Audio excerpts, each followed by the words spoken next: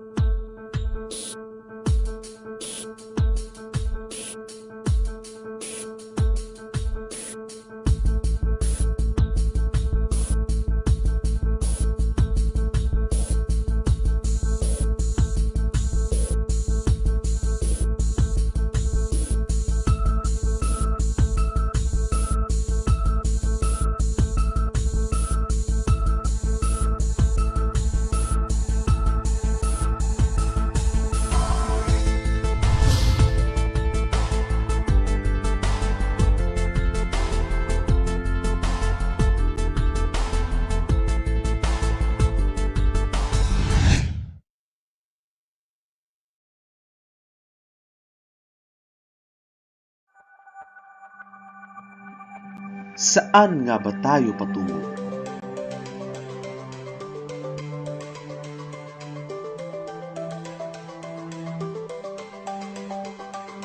Paikot-ikot.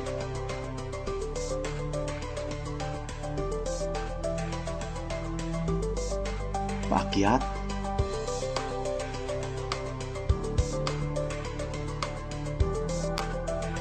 Pataas.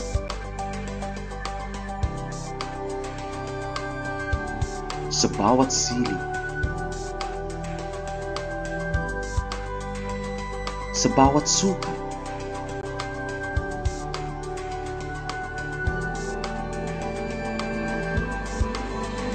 Sa init. Sa lamig.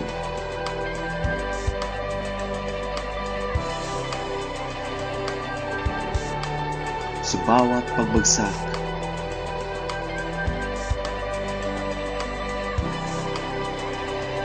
At sa muling pagangat. At isa pang masigabong at palakpakan para sa ating mga bagong genetic engineers! Congratulations!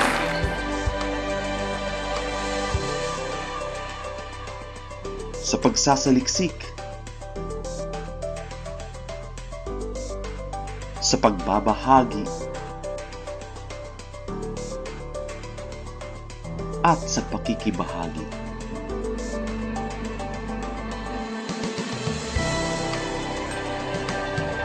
Saan na nga ba tayo patungo?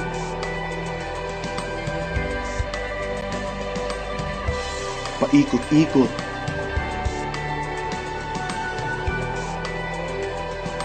Paakyat.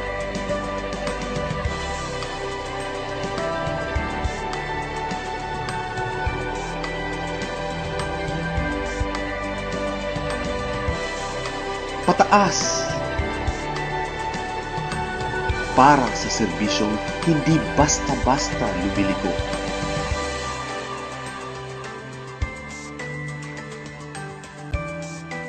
Tara. Malay mo.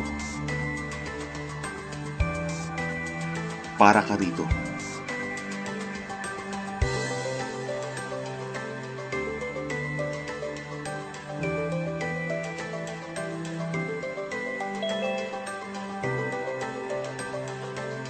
Tara, patungo sa mas malawak na saklaw ng mundo.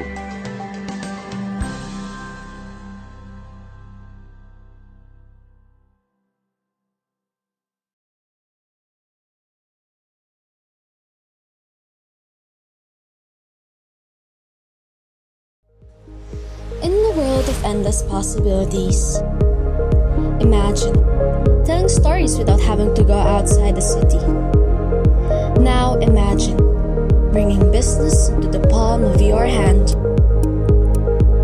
Imagine building spaces amidst comfort and security. Imagine living limitless.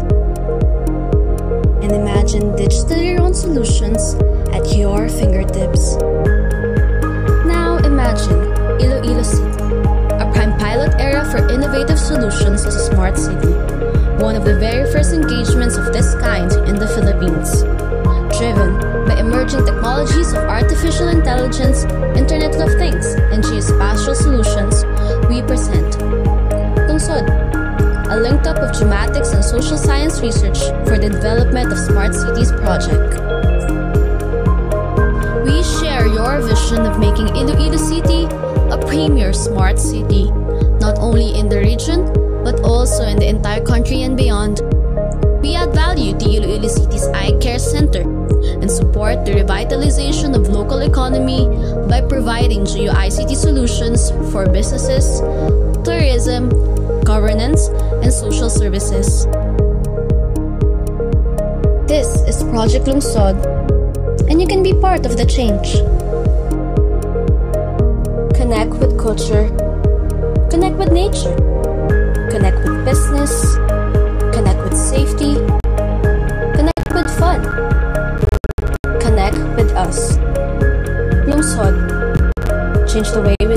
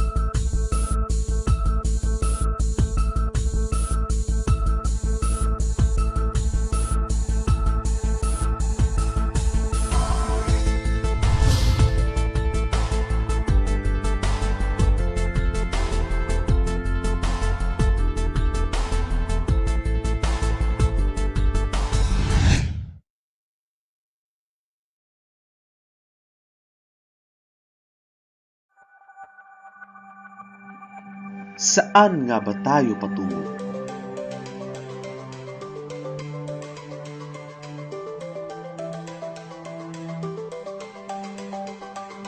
Paikot-ikot.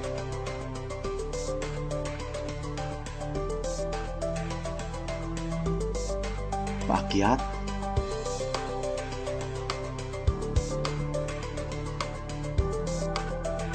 Pataas.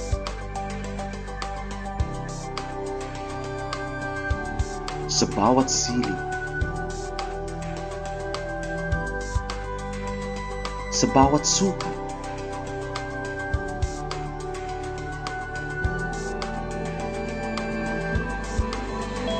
Sa init. Sa lamig.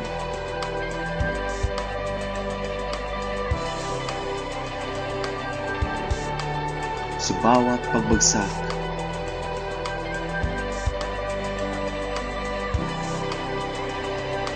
At sa muling pagangat. At isa pang masigabong na palakpakan para sa ating mga bagong genetic engineers! Congratulations!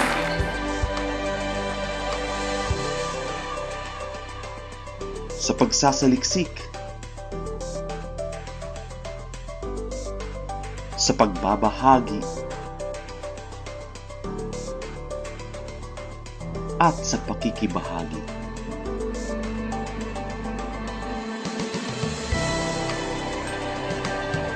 Saan na nga ba tayo patungo?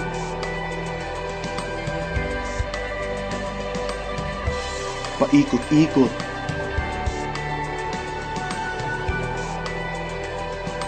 Paakyat.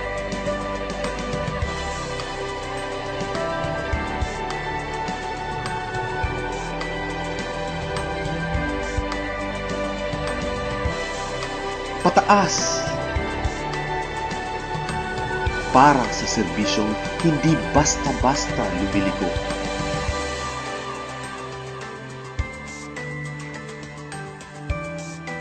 Tara! Malay mo. Para ka rito.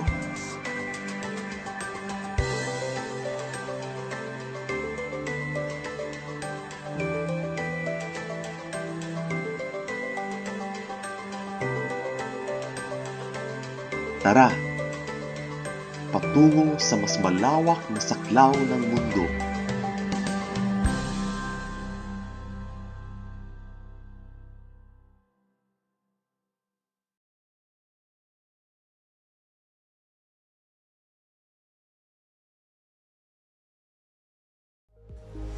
In the world of endless possibilities, imagine telling stories without having to go outside the city. Now imagine bringing business into the palm of your hand.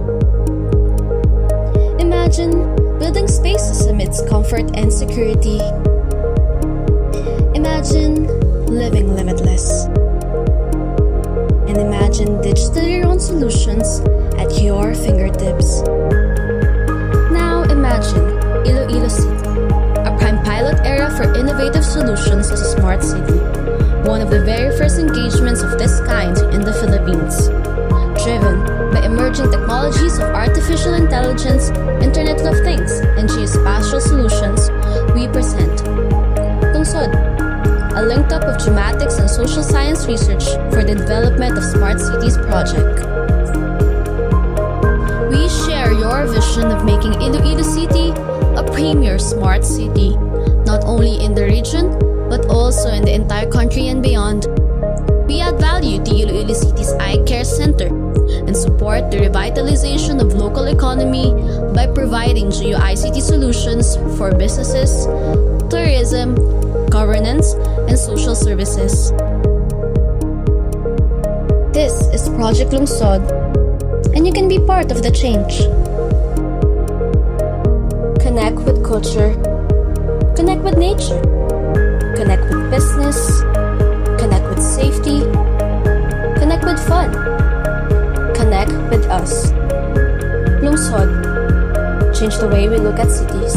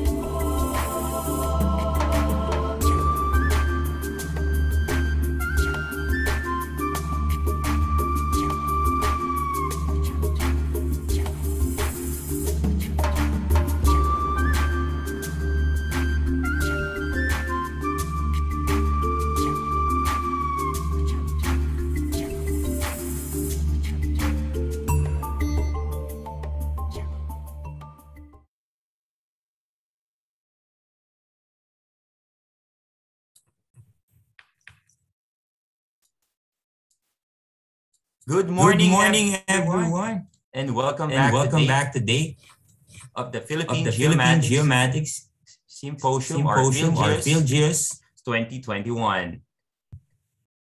With its theme Geomat in the new normal, shifting paradigms in a changed world. My name is Homer Pagkalinang, and joining me is Tinetic Man as your host for this event. Yes, good morning, everyone. We hope everyone is having a great day so far. Coming fresh from the happening PhilGeos Day 1. We shall begin the program shortly. But before that, we let's have a review of some house rules for our participants.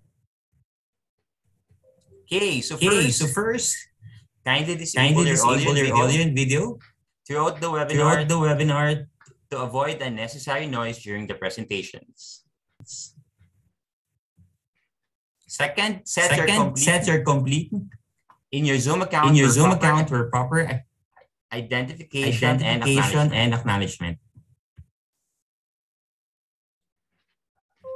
Yes. And if you have questions, you may use the Q&A function of the Zoom webinar. The chat box may be used for greetings and other announcements. Please keep your messages respectful and relevant. And if you wish to ask live after the presentation, raise hand function of Zoom. So the host can allow you to Yes, and lastly, send the question. At the Q&A window, please include the name of the person or speaker to which the question is directed to. So, for example, for Engineer Mabakyaw, just key into Engineer Mabakyaw and state your question.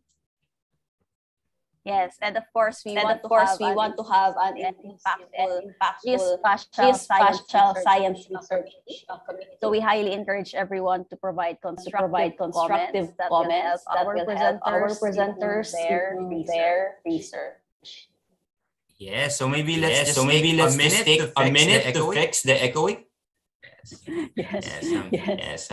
I think it comes with the virtual setup. So let's just check with our technical team.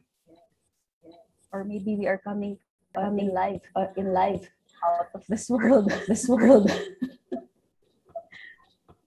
Let's allow the tech committee to address some of these issues. Okay, so tech team kindly give us the cue.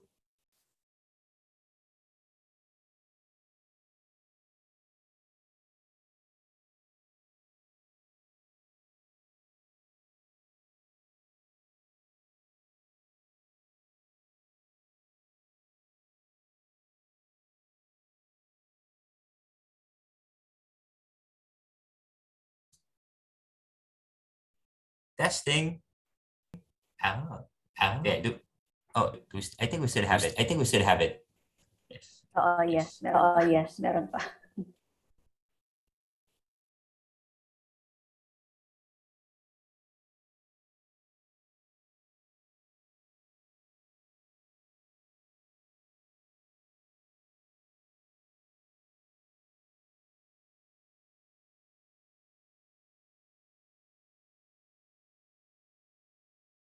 Okay, so while we fix echoing, we're going to play again some of the videos that we've showing earlier. Thank you guys.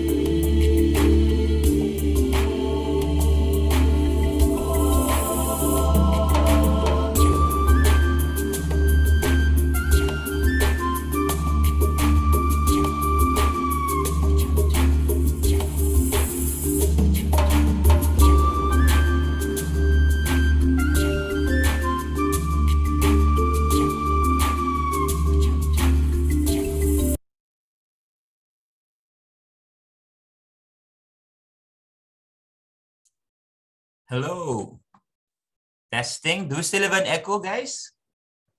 I think it's much better now. So Tinette, are you back? Yeah, there's Tinette. Yes. So again, for those who missed what we've been saying because of some echo issues. So again, my name is Homer Pagtalinawan, and joining me as your host for today is Christina Tinette Tikman, and welcome once again to the day 2 of the Philippine Geomatics Symposium, or PhilGeos 2021, with its theme Geomatics in the New Normal, Shifting Paradigms in a Changed World. So Tinette, should we go with the house rules again so that it will be clear for everyone? Let's review.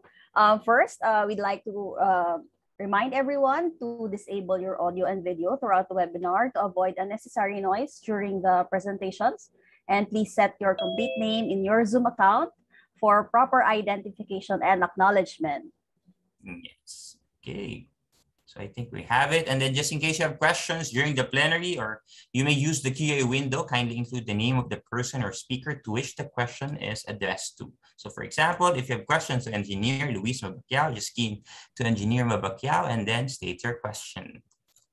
Yes, and we highly encourage everyone to provide constructive comments that will help our presenters improve their research.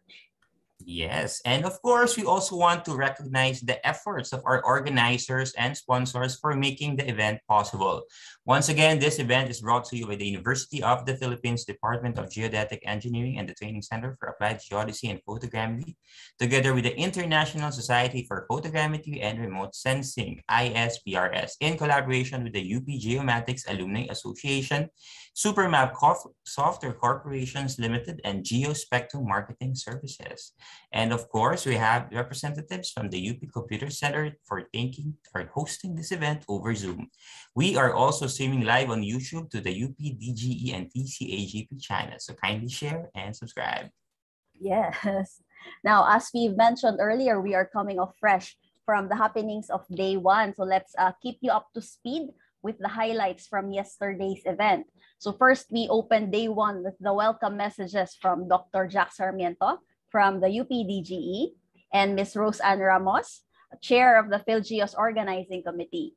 And then we had our keynote messages delivered by Dr. Fortunato de la Peña from the DOST and Dr. Enrique Tayag of the Department of Health, both highlighting the importance of the research that we do, especially the geomatics applications in the field of disaster and risk management and pandemic monitoring and response, all for increasing the resilience of our communities.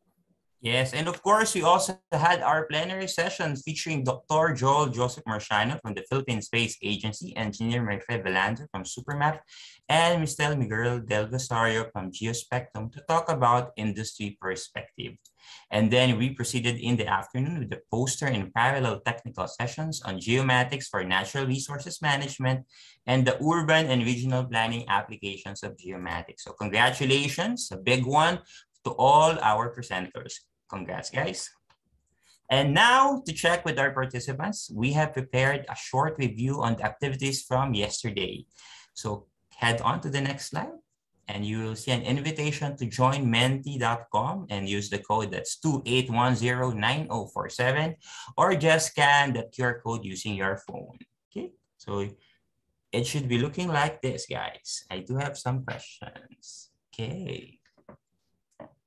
So I'll be checking our Menti page before sharing it. So again, once you've joined the menti.com page, you'll actually be seeing the first question. So you may key in your answer right away, and then I'll be sharing your answers. So once again, it's menti.com. That's 28109047 as code. Do I see some answer here? So no answers yet. Come on, guys, don't be shy. So aside from bragging rights, for those who will top our quiz, maybe we will note our winners, and then we can share with the tech later. So baka may surprise prize sila for our top participants. 2 answers in. Come on, keep it coming, guys. Let's see. So 3. So maybe we'll see about how many participants do we have? So at least half. I'm expecting at least half to participate in this event.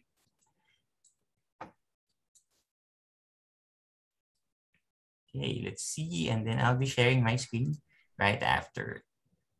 Come on, guys. Keep those answers coming. Okay, I've been seeing some. You can answer the questions repetitively. Just keep sending your answers. So we'll see right now. So tech team, I'll be sharing my screen.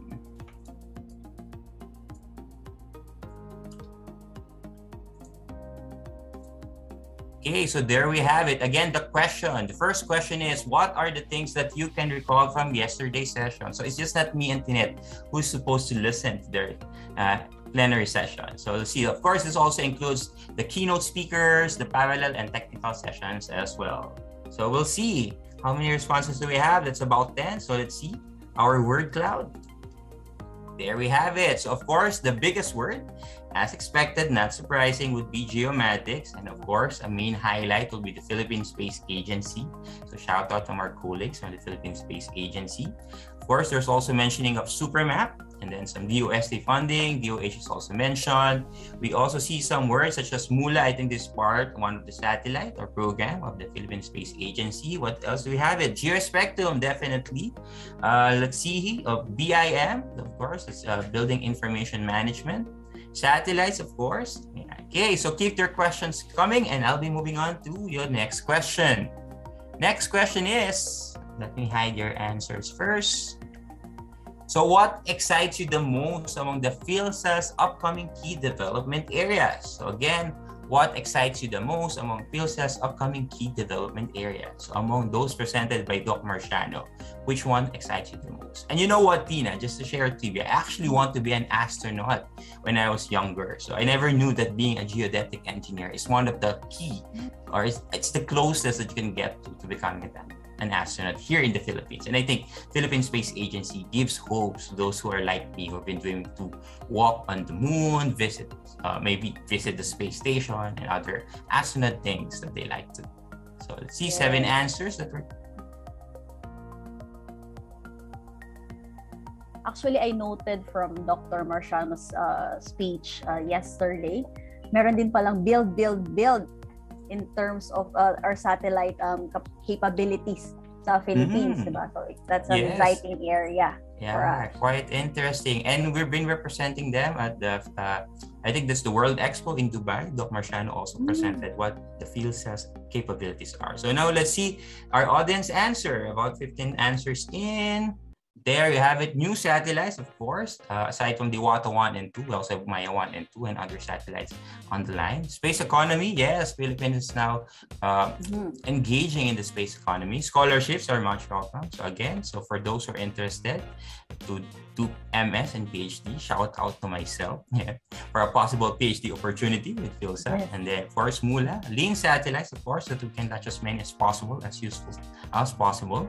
Space independence, yes, so that we have reliance on our own satellites. Geospatial applications, that's a must. So whether we're targeting the 1.5 degrees Celsius target or ending this pandemic. Okay, promotion of space technology, space economy, space stations, and international cooperation. So thank you again. So keep those answers coming. We'll be sending them as well to the PhilSA for their feedback. Thank you. So now let's move on to our next question. This one's the third question. Okay, so for this one, I think you'll be required to key in some, I think you're already in. You already have your username. Okay, so that's about 10 participants, 11. So maybe let's start 20. So this is where the real competition begins. 15, 16, come on guys, you're all welcome. You also, Tinet, you can join this. There, we have 21 participants. So are you guys ready? So let me start. Okay. So let's start the countdown again. Answer fast to get more points. So the question is, which satellite image do you commonly use? We have 30 seconds to answer this question. How about you, Tinet? So among the 6, actually there's only 5. Actually more than 6 when you count them individually. Which satellite image do you commonly use? Well, syempre, Landsat would be our default satellite images that we use kasi it goes way back.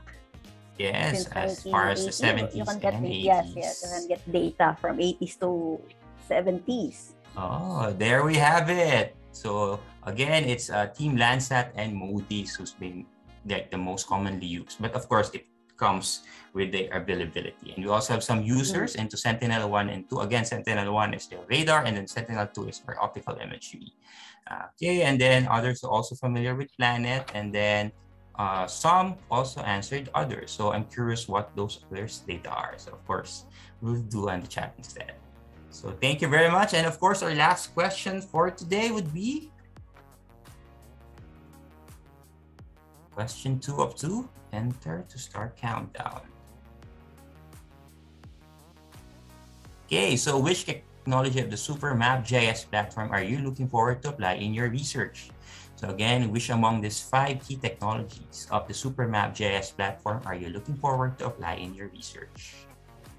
So the choices are Big Data GIS, AI GIS, 3D GIS, Distributed GIS, and the Cross-Platform GIS.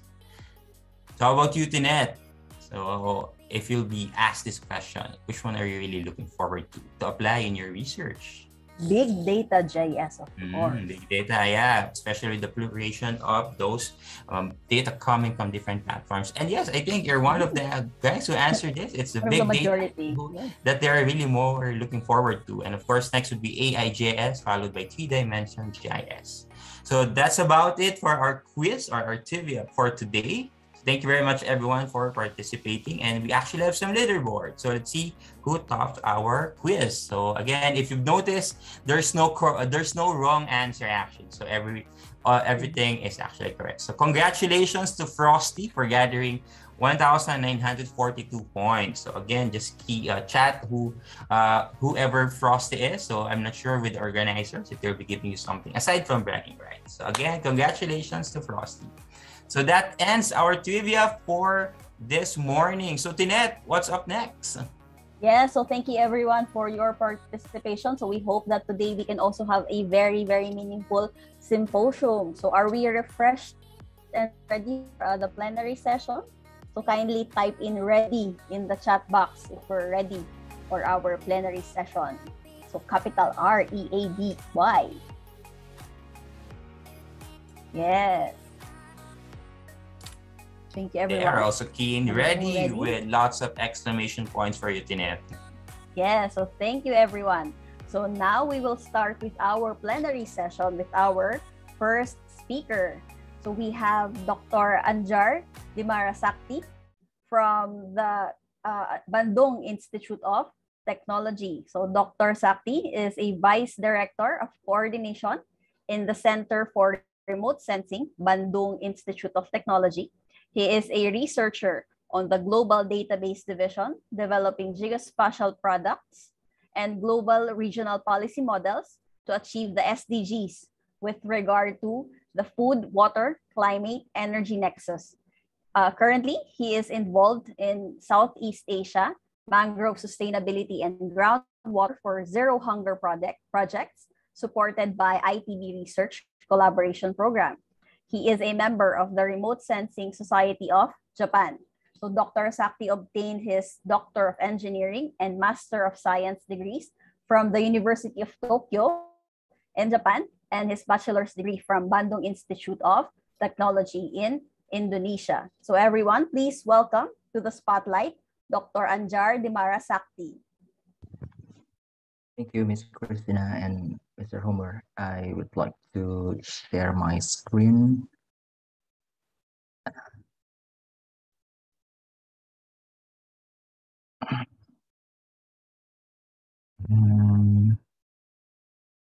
Sorry.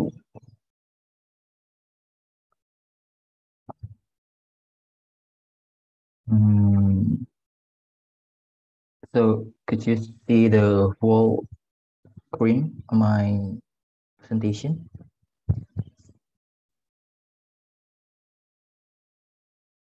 Yes, Dr. Anjar, you can see it now. Okay. So yeah, thank you very much for host committee and all panelists, everyone. Thank you very much. Thank you for having me for this great event in the Philippines. I'm very happy, and I hope this short presentation can give some something that idea, yeah, to collaborate as a regional society in Southeast Asia, like how we tackle problem together with of course geospatial technology. So the title of my presentation is about developing geospatial data to monitor the SDG status in Southeast Asia and in Indonesia, some part, and by integrating remote sensing, statistic, and socio-demographic data. So first of all, I would like to introduce this my activity in remote sensing NGS research group that integrate the three activities such as land and ocean observing system and multidimensional spatial model and infrastructure system of a geospatial informations. They combine the, of course, intensive machine learning processing, and we try to integrate more and more data to enhance the sensitivity of our product. And related to the SDGs, this is one of issue that maybe on 3 years I focus on, like how we can combine remote sensing, statistic, and product model simulation to show the progress, the achievement of SDGs, and then they stimulus strategic policy for from policymakers.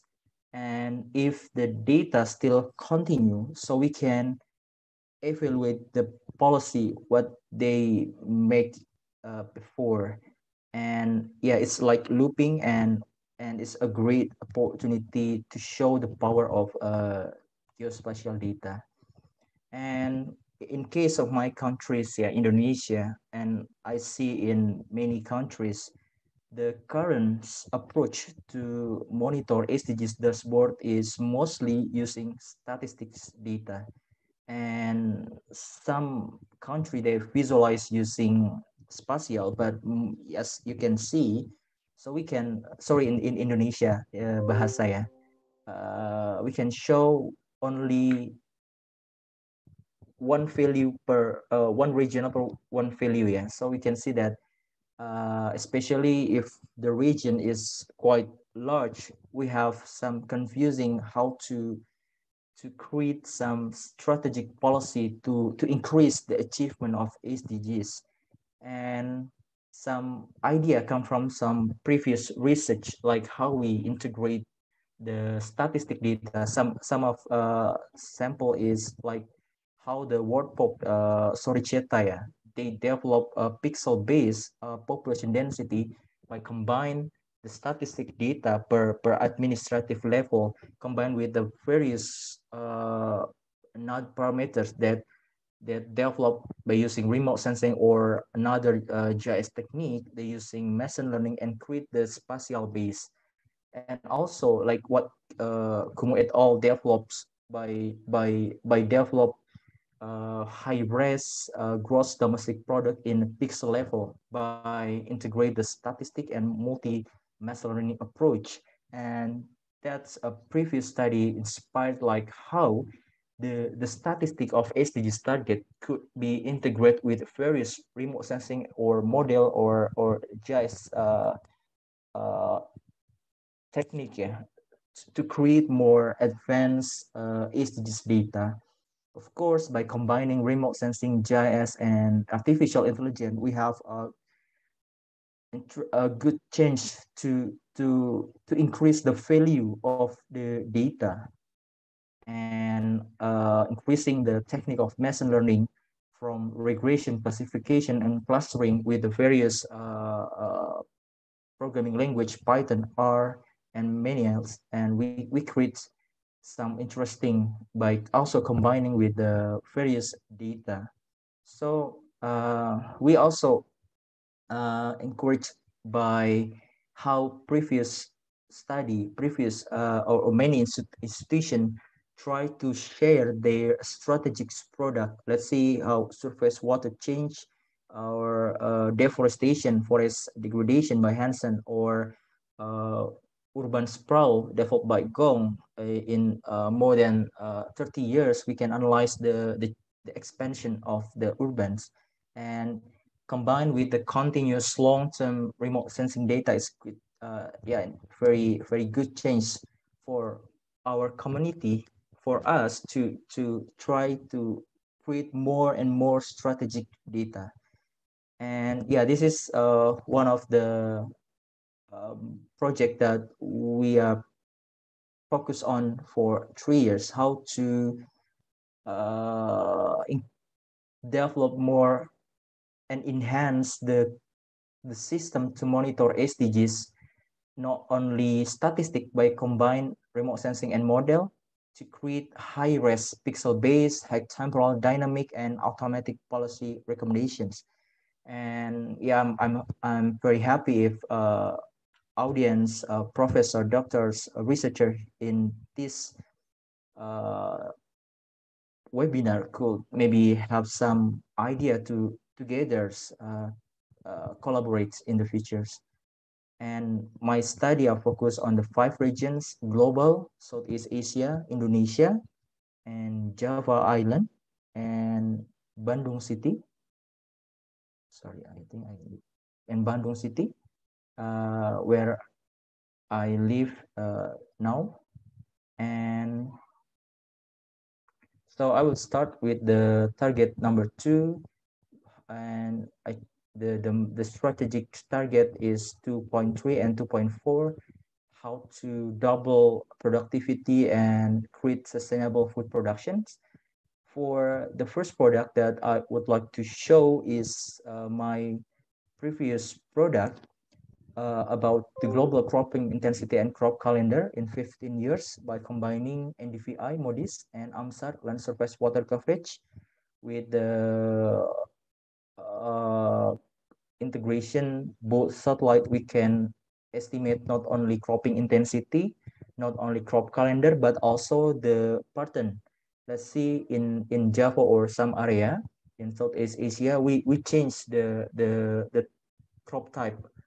First rice and change to some another crops. Yeah. So from here we can detect. So this is just 1 pixel, and this is try to predict how many times cultivation periods when the farmer try to start their cultivations and harvest also, and which crop that the farmer grows.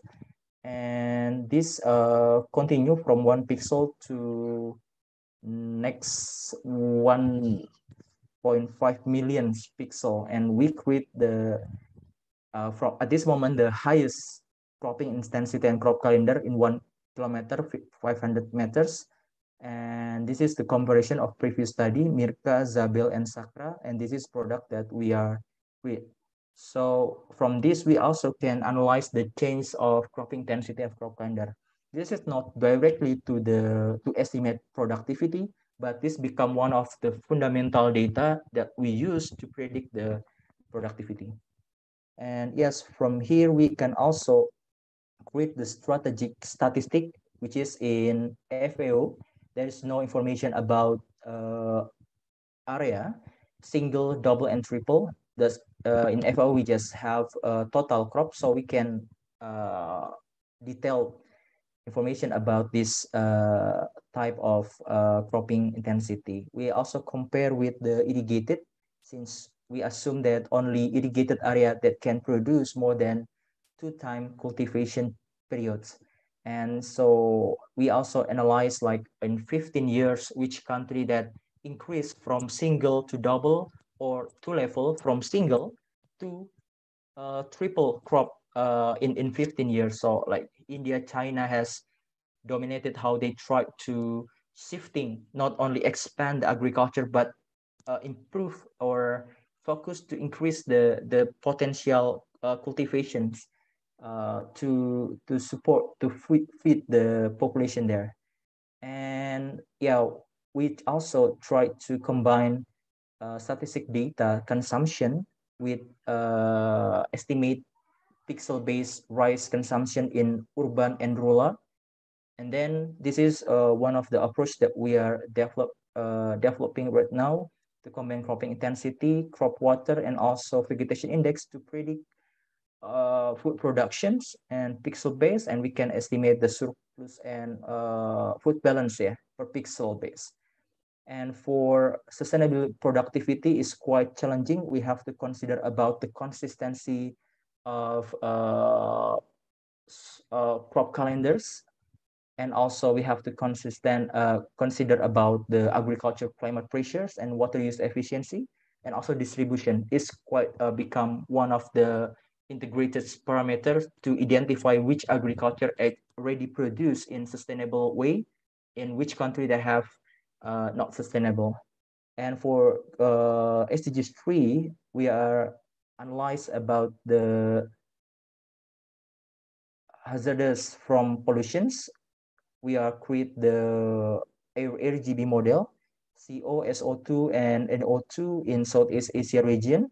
We are try to predict several parameter like burn area, route distance, industry, but I just saw the sort information like how in every country have different characteristics, how we can predict which source of these air pollutions in the future, I hope. And for another issue is how we try to increase the information about statistic data, dengue case that we got for input data become pixel based that I show this, and we combine not only statistic parameter like elevation slope, but also dynamic that have seasonal change variations. And of course, for universal health coverage, we try to analyze how Indonesia have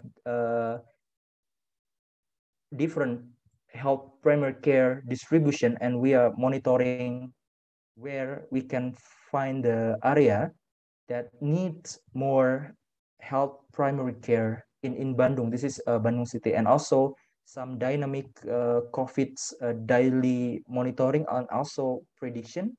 And also in household polygon, we try to predict what's the next red zone here, and we give it to local governments.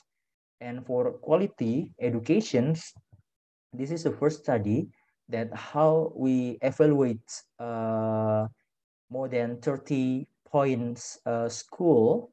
We evaluate respond to the multi-hazard, comfort, and also biohazard. And we try to monitoring to achieve which school then need more attentions and need to rebuild to be more resilient from, let's say, earthquake or flood or landslide. And this is we are evaluates, and this already submit but still under review. So we cannot say it's already published. We still have some modifications.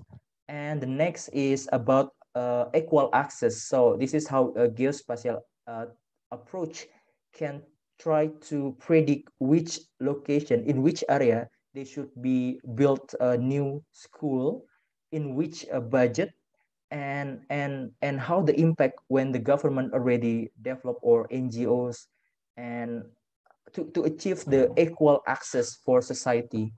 And for clean and water sanitations, this is our product that try to estimate the first 1 kilometer, 500-meter water demand, irrigation water demand in 15 years in global. And also we can analyze in Southeast Asia region. And currently we expand not only agriculture, but also domestic and also livestock. Let's see, we have buffalo, chicken, pig, and others. And also industry, we are using some free data. Let's see, OpenStreetMap. But I think, yeah, let's see, in Indonesia case, we're using official data. But maybe if in the other regions, Philippines, Thailand can share the position of industry, we can predict more accurate about how this water for industry are very critical to to to change distribution of water access for people. And yeah, this is the comparisons. This is a product that we developed in 1 kilometer. Some area can achieve 500 meters, and this is the previous product. And we can analyze like how the water demand for agriculture is still growing and become one of the dangerous issue, since all of aspect also increasing their water demand. So where we can access water in the 5 and 10 years later is become crucial for us. And also for to analyze the water use efficiency to ensure fresh water, we try to analyze multi-scenario of groundwaters. And this is our product still on progress that I hope it can be soon submit to the journal. And we are comparing our deficit groundwater to another's data. And this also the cost that we need if we want to develop groundwater based on the infrastructure readiness. And also in the level urban, because in Bandung City we have urban footprint, building footprint, so we can estimate from the statistic data using machine learning, we can predict in each building which have access to water, which building that have no access. We also compare with another phenomena like land subsidence to ensure that some society, some community, they're using groundwater extensively and making land subsidence in many urban area, especially in Bandung City. And for energy, this is what we are developed right now to create multi-renewable energy, but still using the free access or data remote sensing that using solar PV and also winds and on hydropowers. And this is data that we are process. And for the specific about universal access to modern energy, first we have to know the demand of urban and rural energy. So we developed this using integrating statistics, remote sensing, and many data source. And after that, there's two way. First, we have to identify the suitability level. Is there, if we want to put solar PV, hydropower, or wind farm, is suitable or not? And we combine it and we compare with the World Resource Institute database from, like you can see, from wind to biomass. It's a good data for comparing our model. And so the solar, the power potential in solar PV, the hydropowers, and also the wind, and we compare with the where I product. Yeah. So for next sustainable cities community, we are struggling because maybe in the opening video, I see some model 3D, but in Bandung City, we have no 3D data. So we are there is some research using LIDAR in some specific area in Bandung. Then we are trying to develop by ourselves some low cost 3D model with some error in some part. And after that, how we are try to estimate structure type. Yeah, this is it for at this moment we are focused on 4 type: reinforced masonry, unreinforced, reinforced concrete, low rise, and medium rise. And for that, we can predict more detail about a multi-hazard, landslide, earthquake, land subsidence, and flood. And we can try to predict the injury numbers if some scenario is happen in Bandung City. And we also model how the infrastructure of economic, like government building or shopping mall and others, try to combine with the multi-hazard landslide, flood, and earthquakes. And also we combine another projects we are going is to combine with the model, which is wind, because remote sensing products are still locked with the wind products. So we using Era 5 corrected model and try to model future project wind gas, yeah, to analyze the potential windstorm in the futures. And for climate action, we focus on La Nina El Nino in Indonesia case for blue carbon ecosystem. And we tried in, especially in 2011 and 15, how the increasing of SST temperature and profile A changed significantly in Indonesia region. Yeah, we hope we can expand it in Southeast Asia and collaborate with maybe some of researcher in Southeast Asia region. Yeah. So we just published 2 days ago about this paper. If you have an interest, and just check these papers. And for life below water, we have concern very much about this, since my country, maybe also Philippines, have a huge ocean that we have to protect. Yeah, and we have to use more wisely, in so we can sustain this activity in oceans.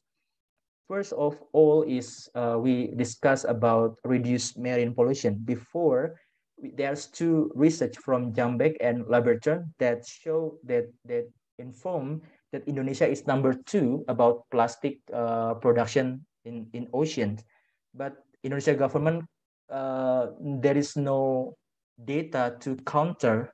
So for that issue, we as ITB tried to develop by ourselves the product. But the most interesting is sometimes the statistic data need to pre-processing. Let's see some statistic data that very related to the thematic map. Let's see, plastic waste generations is still in poor quality. So we have to assume that if there is no available data in specific region, if yes, we have to check, is it rational? Is no, we have to move to another approach to create this map. This is very important, the statistic data. So when we already create the own official statistic data, we can combine with the remote sensing, and we can predict pixel base in unit ton per day, and we combine with let's see river network, and we create the multi-scenario of plastic waste. And this is the comparison between our product estimation with Laboratory, and show that some part Laboratory put more overestimate estimation, yeah, since some Indonesian researcher also put 6 station in Jakarta, and they found that what the Laboratory and Jambek predict is quite over estimate from the real data. So it's like research is very important, like how someone create the data, we respond with the data, someone create the data, we respond again with the data. And this is in Jakarta, capital city of Indonesia, about the river level of potential plastic waste. And blue carbon, as you know, we are in Southeast Asia, has the gift as largest mangrove, largest coral between Indonesia and Philippines, become area with the most beautiful coral area in the world, and we have to protect it. So we try to map where is mangrove, seagrass, coral, where is the mangrove distribution based on the various data. And the next question is about how actually previous study already developed how to monitoring the deforestation in mangrove, but there is no research to answer the driver types, the reason why this mangrove are destroyed or degraded. So we try to develop this product and identify that this mangrove deforestation is happen because aquaculture, infrastructure, agriculture, or combination between aqua and infrastructure because the limitation of size remote sensing pixel. Yeah. And also we try to identify in which region that we can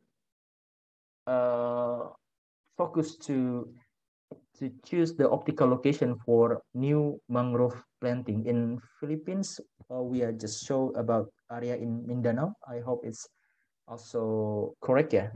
And another area. And the most interesting in we create the model of suitability with the future climate projection, like how Indonesia and Philippines show that mangrove become more resilient when the temperature or climate change happen. So let's see in tropical forest, when the dry season is quite long, some point in forest area, they will have an forest fire. But mangrove is quite interesting. When the temperature is increase or decrease, mangrove still become ecosystem that can still growing. So it can be a good weapon to protect or yeah to protect from climate change. This is the potential area of mangrove plantings. It's already published in these papers. And then about fishing, yeah, sustainability fishing. So we analyze about potential fishing. We analyze the visual activity, and we are predict especially to achieve this target, yeah, overfishing. So we identify in Indonesia case where we find the overexploitation to fishing activity and correlate with the blue carbon activities. So yeah, this just already published and you can access. And I think I also interest to expand it in Southeast Asia region. And for the last part, life on land, first we try to develop new approach for wildfire mitigation. Before, previous research is only focused on wildfire vulnerability, but we combine with carbon emission, carbon stock, deforestation hotspot, and also land use policy to create more detail which forest area that have higher intention to protect, yeah, to give prioritizations to wildfire mitigations. This is still under review that already submit in journal. And also the last one is about endemic. In Indonesia case, we have Komodo dragon. And I think in Philippines also have the animal endemic. Then yeah, how we try to protect. And luckily we have the GPS of tracking of Komodo movement. So from models habitat suitability, we can prove that Komodo happy to choose the area with the high food distribution there. So yeah, this is this product that we developed current in this moment. So if you have a question, maybe we can discuss more. And also the idea for collaboration, we are very happy. Thank you very much. So thank you, Dr. Anjar, for sharing a very informative overview of what Indonesia has been working on to achieve those sustainable development goals. So right off the bat, we actually have a question from our audience. So may we call on Miss Aldea Murillo? There. So maybe the tech team can unmute Aldea so she or he can ask her question. Okay, or Miss Aldea, you may key in your question on our chat box so I can read them for you. And been seeing some comments, Dr. Anjar, great work in all aspects by remote sensing. So different applications, definitely. Yeah, so tech team, I think Aldea has a question to Dr. Anjar. There, so let me unmute. There, Aldea, you can already unmute yourself and then you can, yeah, start your question.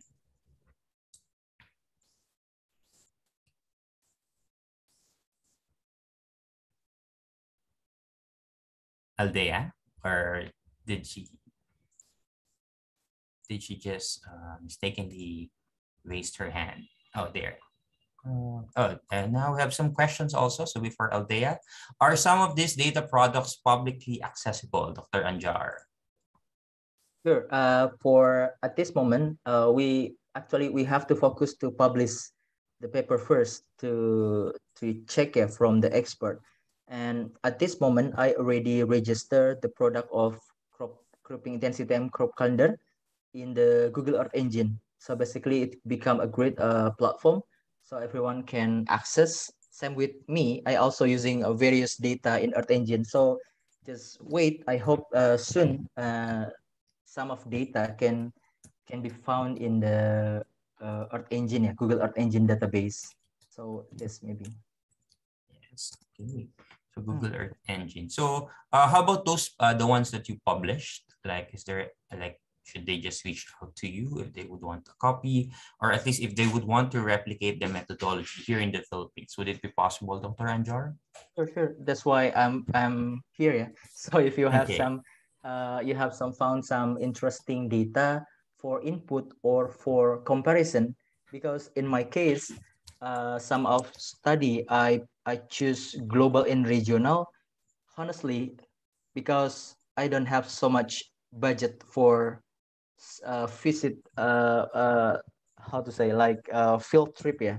So fields data. So I really, before we design research, we have to know the data for comparisons.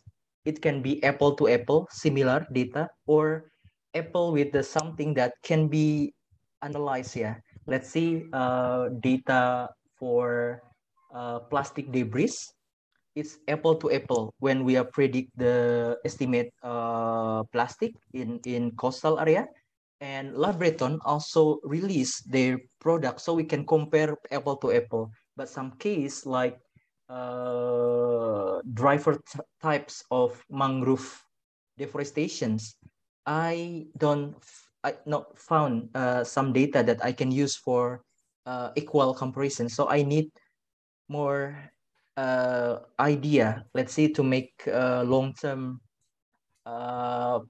pattern of NDVI, water index, and soil index to prove that if mangrove change to aquaculture, water index will become increase, vegetation will decrease, and soil will also decrease or consistent. Yeah. So maybe that is the idea. So yeah, if you have any idea to collaborate, you need to access data, and you need soon, just email me, and I think we can share the data. Yes. Thank you very much, Dr. Anjar. Maybe last question. So thank you very much for a great talk, Dr. Anjar, or Dr. commenter. So if they may ask, have you tried creating an index to evaluate the overall performance of the different countries, let's say in the Southeast Asian region, in achieving all or some of the strategic SDGs using geospatial data? Sorry. I'm not focused. Could you repeat again? Sorry, that should be, have you tried creating an index to evaluate the overall performance of the different countries, let's say within Southeast Asia, in achieving all or some of strategic SDGs using geospatial data? So maybe some metrics that you're going to prepare, Dr. Anjar? Okay, to evaluate SDGs, as I mentioned before, specific SDGs there have official organization that calculate the value by value about target by target the SDGs target about the SDGs, and we need that. Yeah, so that's why some research that I intend to evaluate or integrate SDGs target statistic with remote sensing, I focus on Indonesia because I don't have access to another country. So my strategy is I publish gitu ya, publish and need someone that has interest, and we can discuss and share the data. Because some data are officially released in a specific language, yeah. In Philippines, maybe Philippines language, yeah, or in Thailand they're using, so it's quite difficult. So I'm intensively discuss with Dr. Arke, and in Thailand there is some, especially young researcher that have same interests to share their specific statistic data per each countries. So that's why maybe if we have a good data, we can be more accurate to give some strategic data to achieve SDGs in each countries. Okay. So thank you very much, Dr. Anjar, for that answer. So I think this should be a good collaboration across Southeast Asian countries. So of course, if we have SEA Games for the athletics, then maybe we can also have something similar for the science community, right? So thank you very much, Dr. Anjar, for such an informative presentation. So please stick around because we'll be awarding your certificate of recognition after all the plenary speaker have shared their thoughts. Okay. So thank you very much, Dr. Anjar. So for those who have any questions to Dr. Anjar, kindly reach out to him via email or via chat. Thanks, Dr. Anjar. So, Tinette, what's up next? Yes. So we will now have our next plenary speaker. So it's one of our own, Sir Julius Bangate, a postdoctoral research from INSA Rouen, Normandy. Dr. Julius Bangate is a computer scientist engaged in multidisciplinary research developing multi-agent models and simulations of complex systems. In particular, he specializes in modeling and simulation of human behavior in the context of pedestrian evacuations during seismic crisis and multimodal transport and logistics. He also works on graph theoretic methods focused on modeling, analysis, and comparison of semantic network graphs applied to the governance structure of European ports. So Dr. Bangate obtained his PhD in computer science in 2019 from University Grenoble in France. During the PhD, he was connected with the LIG in PACPE laboratories. He started his postdoc in 2020 in LITIS, University Lab, Normandy, France. In 2021, he continued his postdoc at LITIS, INSA, Rouen, Normandy, France. He obtained his master's degree in remote sensing in 2008 and his bachelor's degree in geodetic engineering in 2000 from the University of the Philippines, Diliman. So please welcome to the spotlight, Dr. Jules Bangate. Hi, Sir Jules. Welcome back, sir. Good morning. Can you hear me? Yes, sir. Yes, sir. Well, thanks. I'll try to share my screen. Good morning sa lahat. Slideshow. Oh, sorry. It's supposed to be this one. Share screen. Desktop one. Share. Oops.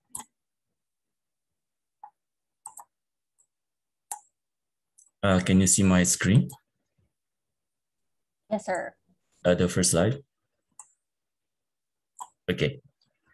So, because I cannot see my Zoom stuff. So good morning. Thank you very much for the PhilGeos conference for allowing me to present to a wider audience my PhD work.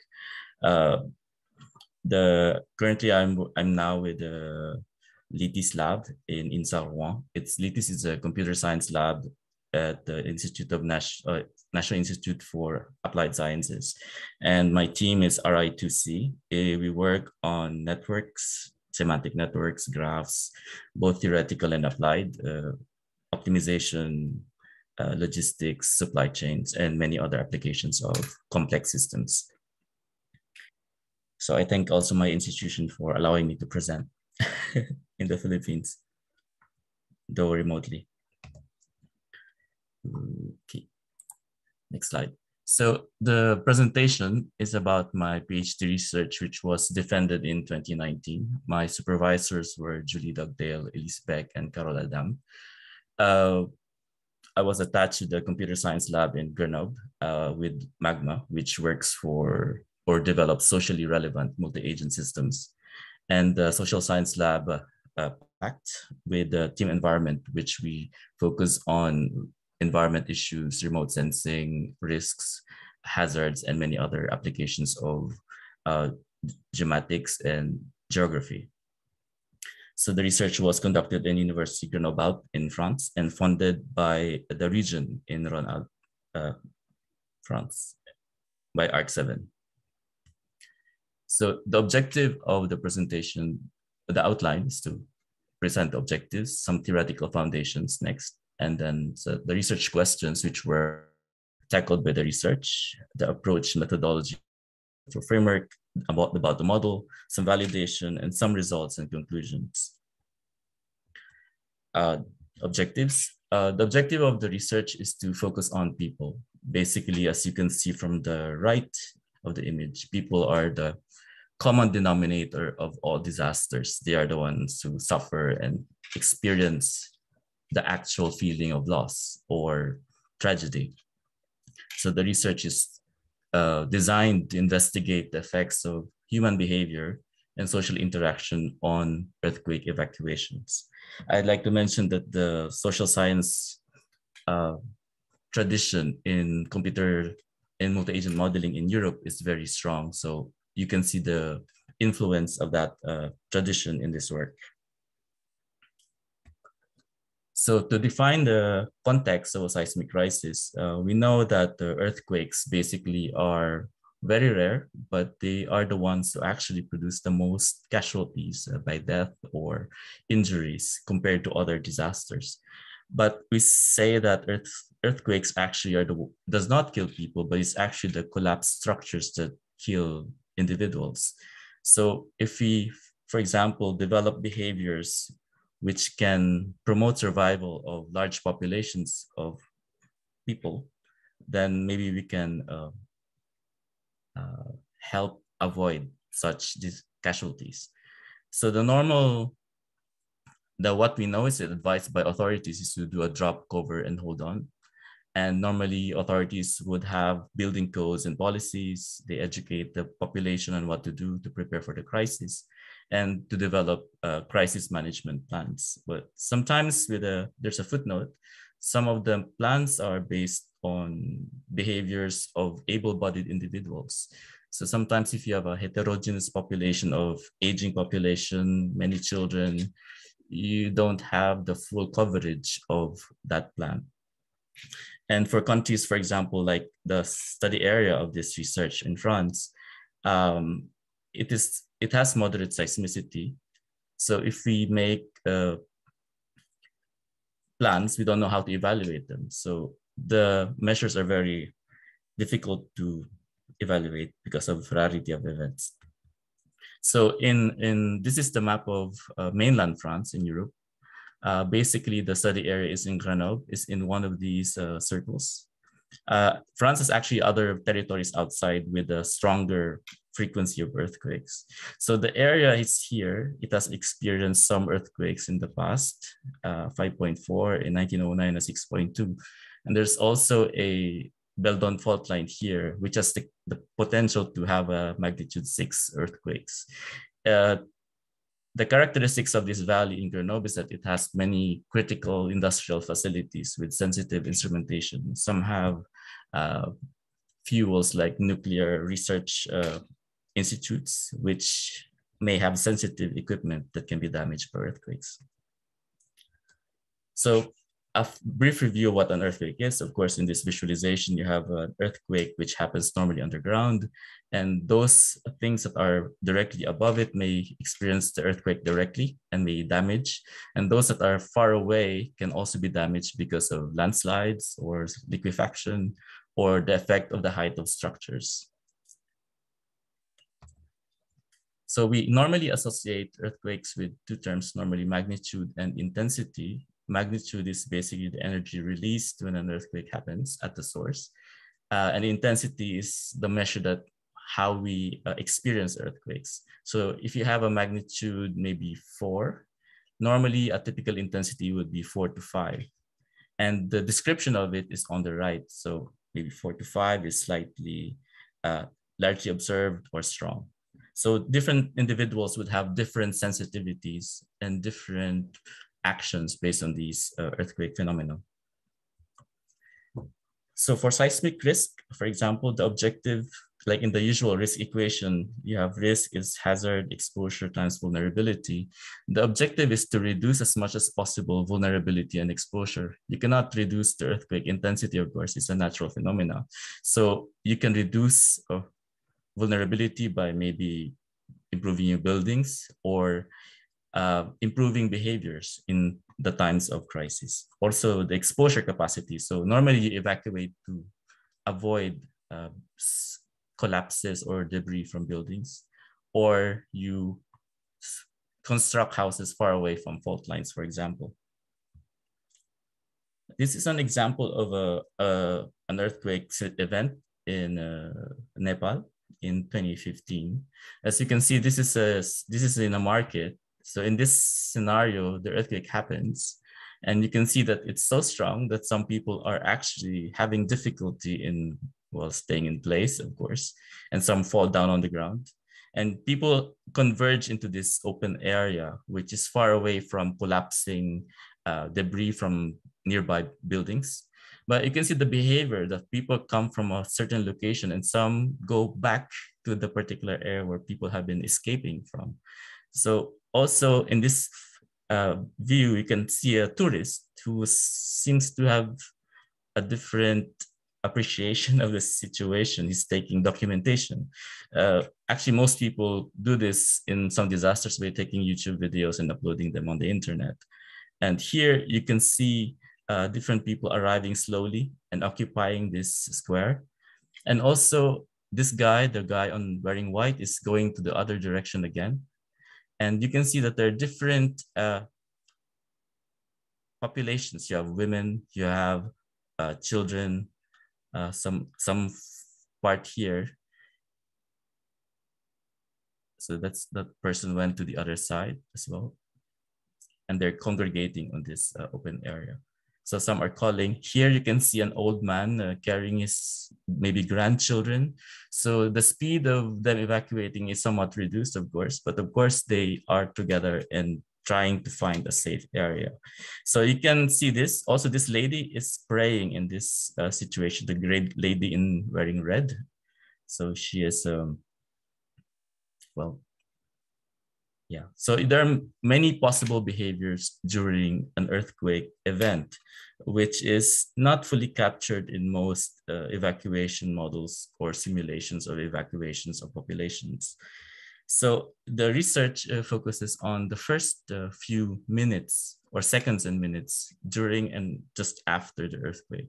So we define evacuation by populations avoiding exposure, avoiding debris, avoiding the damaged structure, seeking safe areas, and seeking others to go to safe areas. So in the research, we did not deal with the hours after or days after an earthquake event. So some foundations from different sources, and also from the video you saw that people have different behaviors like seeking information. Some freeze, some don't do anything.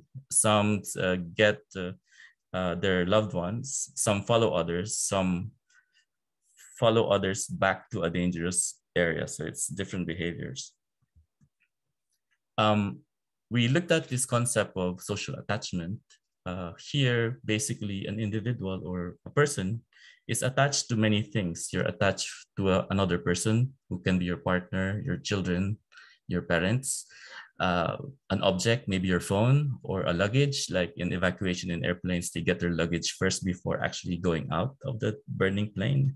You get your pet, you're attached to your task, your work, or doing something else, or to your home and to a group. So we mean by social attachment to be the strong and weak bonds that are produced by relationships and interactions of individuals, like with different relationships. It influences your bond to different objects. It is actually activated when you are in a threatened situation. So there's affiliation and proximity seeking behavior. So you tend to find somebody that can comfort you or give you solace. Basically, social attachment, we say, explains why we behave this way, who we go with, what we get, where we go, and when we travel to a safe area. It's also a direct expression of culture. So you can introduce here the concept of egoistic behavior, altruistic behavior, and the social structure as well. So Anthony Mawson in 2005 produced this work where he said that if you are in a dangerous situation and you perceive that you are in danger, you have fear. If your attachment figure is present, then you're not as afraid. So you don't go very fast out of an exit. But if you are alone, the most likely scenario is you will panic, quote unquote, or you will just move as fast as possible away from the danger zone. So in a way, the attachment figures temper your response to threat situations. So if your friend is there with you, then you're not as afraid. So we looked at different social theories that explains behavior during evacuations. And all those theories, for example, this first three deals with social norms, or what is expected of you, what is normally perceived of a certain behavior, or also panic. The development of attachment in the self and the development of attachment in the group. So social attachment is present in all these theories, and it's expressed in different ways, like seeking behavior, seeking your social group, and following others.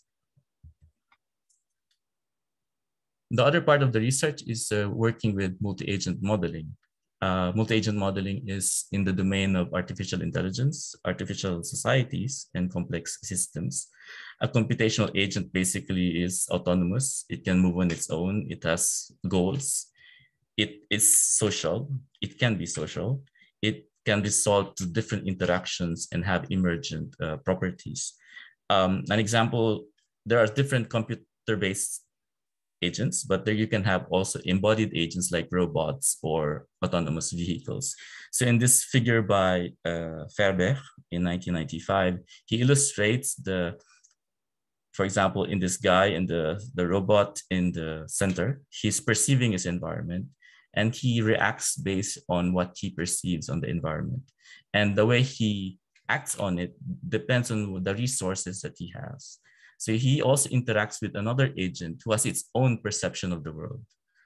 So, and if all these agents interact, it's a multi-agent system already. We looked at also literature, and agent-based modeling is an agent-based modeling in egress evacuations. We saw that it lacks human and social behaviors, but the trend is to develop all these intelligence in agents that incorporate social and psychological factors. There's also a need to understand how groups behave. And we were able to see that in the work of Adam, Carol, that BDI is possible with BDI to model humans in a computer environment, humans which can be imperfect, they can have flawed decisions, they can communicate, and they have emotions or norms. So we reviewed several models, and there are different behaviors, but some models concentrate mostly on leader and follower and seeking behaviors. There are others which are not reflected.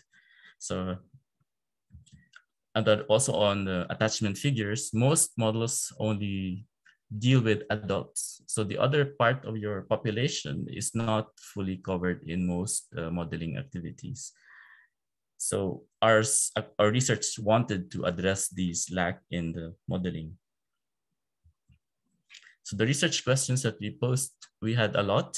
So basically, how does social attachment, knowledge, your number of bonds, the time of day, the presence of casualties in your route going to an evacuation area, disability, intensity, and the radius of a danger zone around buildings, how does it affect the number of arrivals in safe areas? The goal is simple, just count how many arrive based on all these the presence of these factors. So the approach required us to work with 4 domains and integrate them. So of course, social science is for social attachment. For computer science, we used the concepts for modeling and computation. The geospatial was responsible for the building of the context of the buildings, for example, of the layout of the city. And earthquake, of course, it's the damage, the intensity, and how it affects structures. So basically, we looked at inputs from data from geospatial data, buildings and schools and open spaces. We got vulnerability damage data from a previous study, demographic data from the Census Bureau in France, reports on literature from social behaviors, and we looked at a lot of video CCTV footages from shared in YouTube. So this is basically the flow of the methodology. With the input, we conceptualized the model, we implemented a software, we instantiated it, verified also the software if it works or if it's consistent, validated it, calibrated it, and then did some analysis and did more simulation and experiments. We developed this conceptual model and equations for social attachment. Here we have the different individuals and possible relationships. So you can see here, these are humans. We also included objects, places, strangers, and also information. We developed this equation of PD bond. So how you perceive an attachment person, figure, object, it depends on your social bond. So if you are bonded or familiar with that object, it seems to boost your perception or like even line of how you see the distance, for example, outside. So the SD bond, we got some values from a literature from Suvereto on different types of relationships. And this is a 10-point system. So this equation also incorporates the physical environment. So for example, K, if it's well lighted, the K is 1. If the lighting degrades, then it becomes slower. So plus the SD bond here.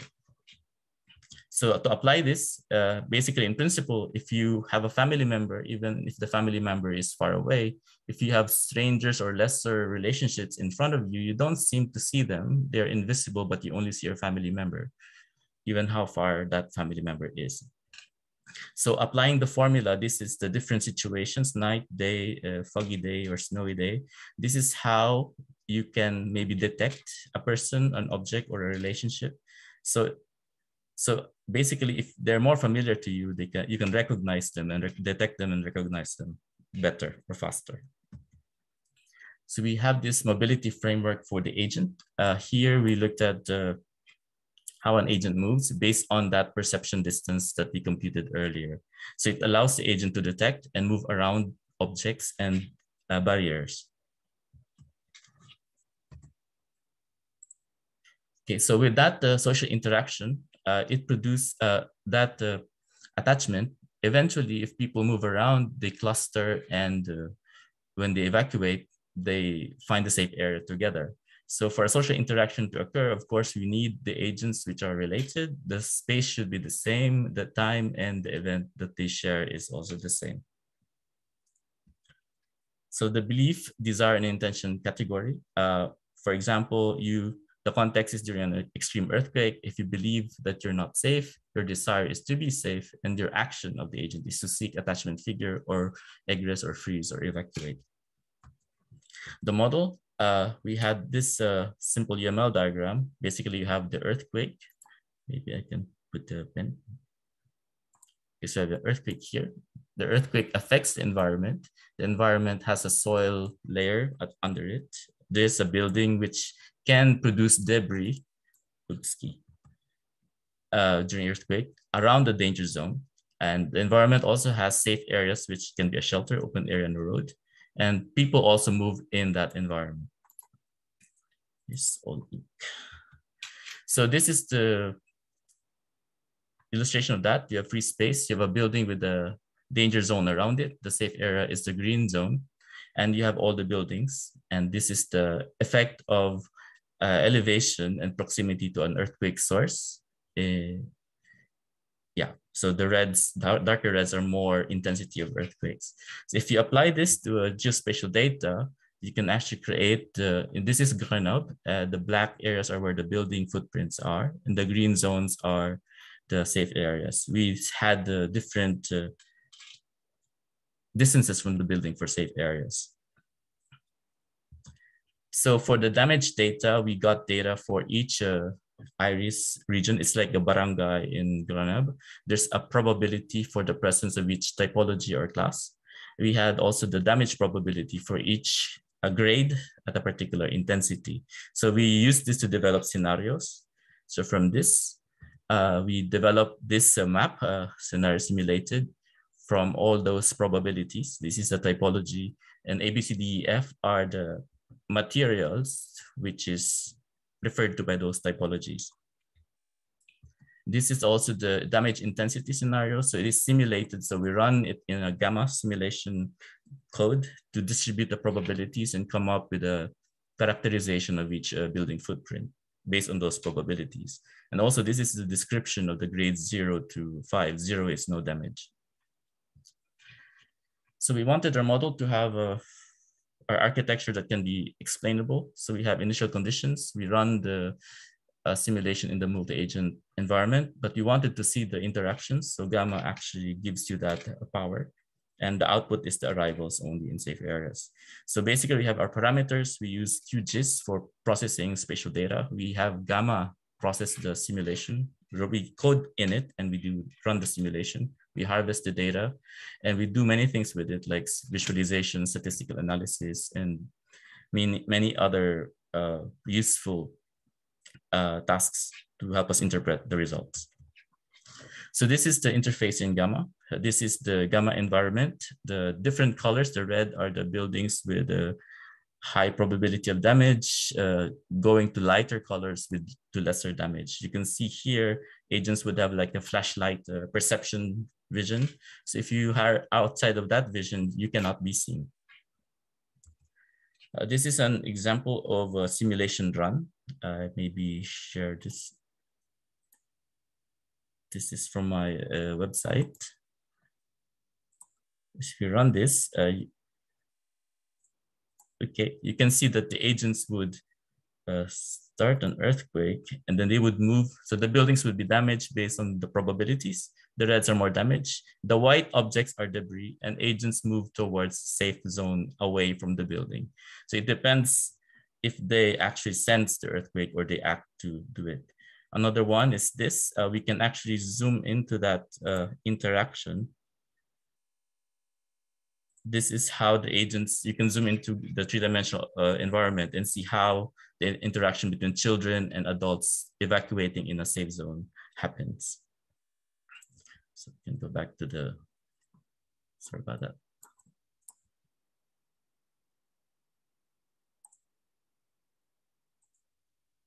Current slide. Do I still have time? Okay. So this is the previous slide. How do I remove this?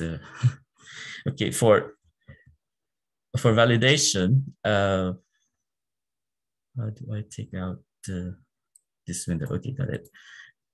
We visualized, exported the data and visualized it in three-dimensional environments in QGIS, and we also layered the satellite imagery to have the context.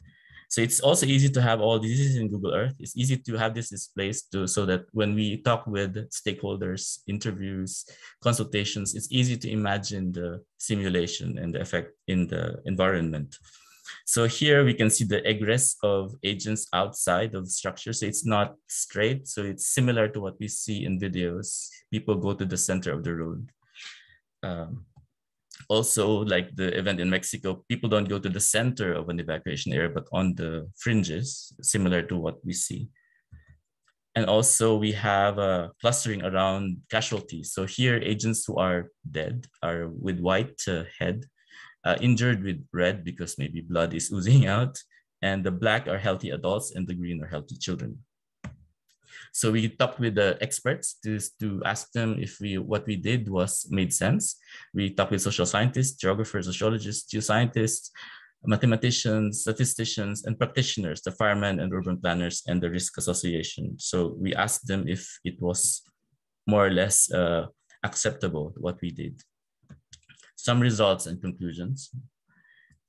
For example, for the question, does social attachment affect arrivals in safe areas?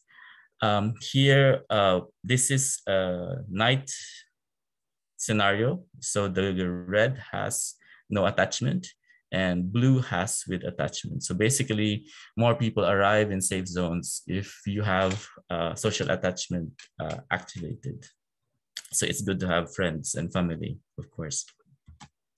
So we had different runs. Basically here, we tried that with attachment and no attachment for a daytime scenario, intensity 4, 5, 6, 8, 9, and 8.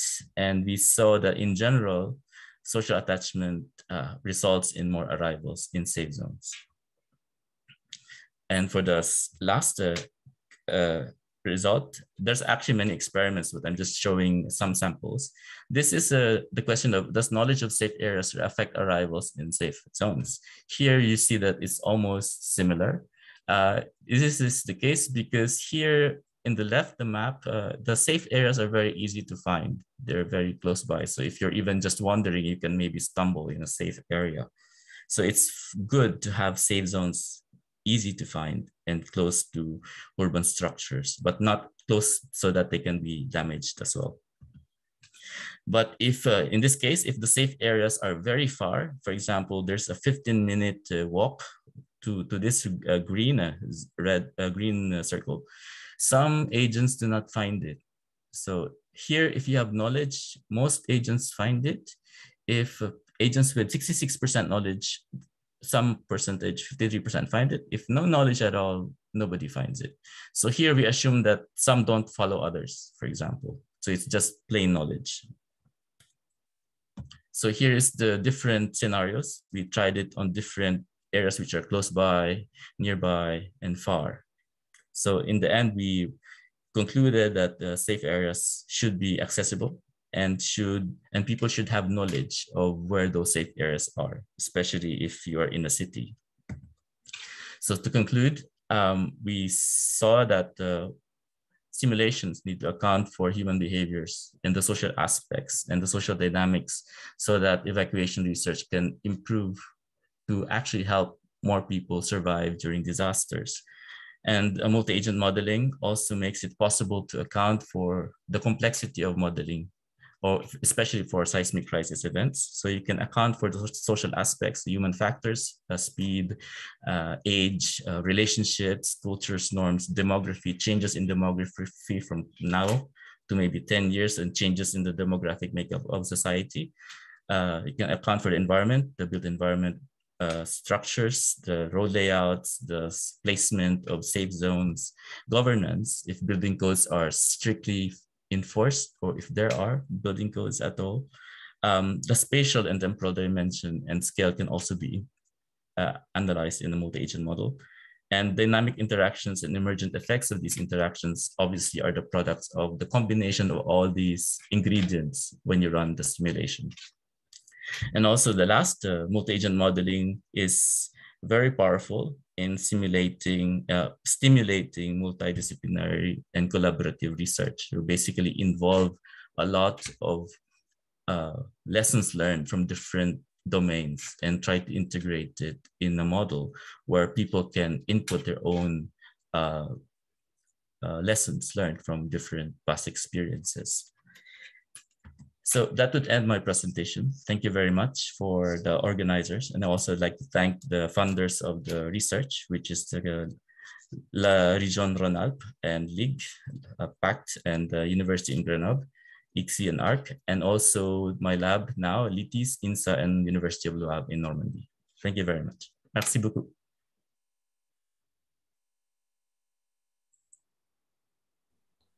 Ayan. So thank you very much, Sir Jules, and welcome back. Congratulations also on your research on the multi-agent modeling of seismic crisis, which actually recognizes the importance of people and social attachments, which are central to crisis modeling. Also, so it's also the importance of data. When it's made available, it's really powerful to unlock and consume the data produced from research and use it to different applications, and multi-agent systems is one way to maximize the benefit of that data sets. Ayan, so sinasabi nila open data for the win, sabi ni Julius Sempio. Okay, so we are now opening the floor for questions from our attendees and participants. So while we wait for questions from our participants, ano, sir, if I may ask, how's the data availability in for your case of France, ano, when you did the research on crisis modeling? For the case of France, I got all the building footprints when I requested it through the university. It's very fast. And also researchers, for example, like Philippe Guéguen, he readily shared the results of their work. It's actually from a previous study where they did a survey of the buildings in France, looked at the different components or how the buildings are made and other social demographic parameters. And they used some artificial intelligence processing to generalize from that specific sample of houses, and then gave those probabilities for damage and even topology. Because in France, you cannot have a very obvious data. So some data sets, you should not be able to pinpoint an individual, a family or something. So everything is run, how do you call this? Not very personal data is not shared very well. So people actually make some anonymization on the data as well. But you can readily get data. And also there is OpenStreetMap available as well. So most OpenStreetMap data actually also has that contributions from official sources in France. So it's quite easy to do the research with the data available. Yes. So I think the next question is, would it be possible for the settings of Philippines? Ano? Because actually we have problems with obtaining data. Or do you have any suggestions where you can apply that research? At least there should be like the realization that really data should be used so that it will be useful. So sometimes if you put it in silos, it's very difficult to optimize. I remember we are facing a lot of challenges and we need as many hands on deck to develop solutions. So if institutions only rely on their own capacity, it's not enough. You need the help from different domains or even expertise. And the only way to do that, to attract, is to make it easy to do research by making data available. Yes. Okay. So questions from our attendees?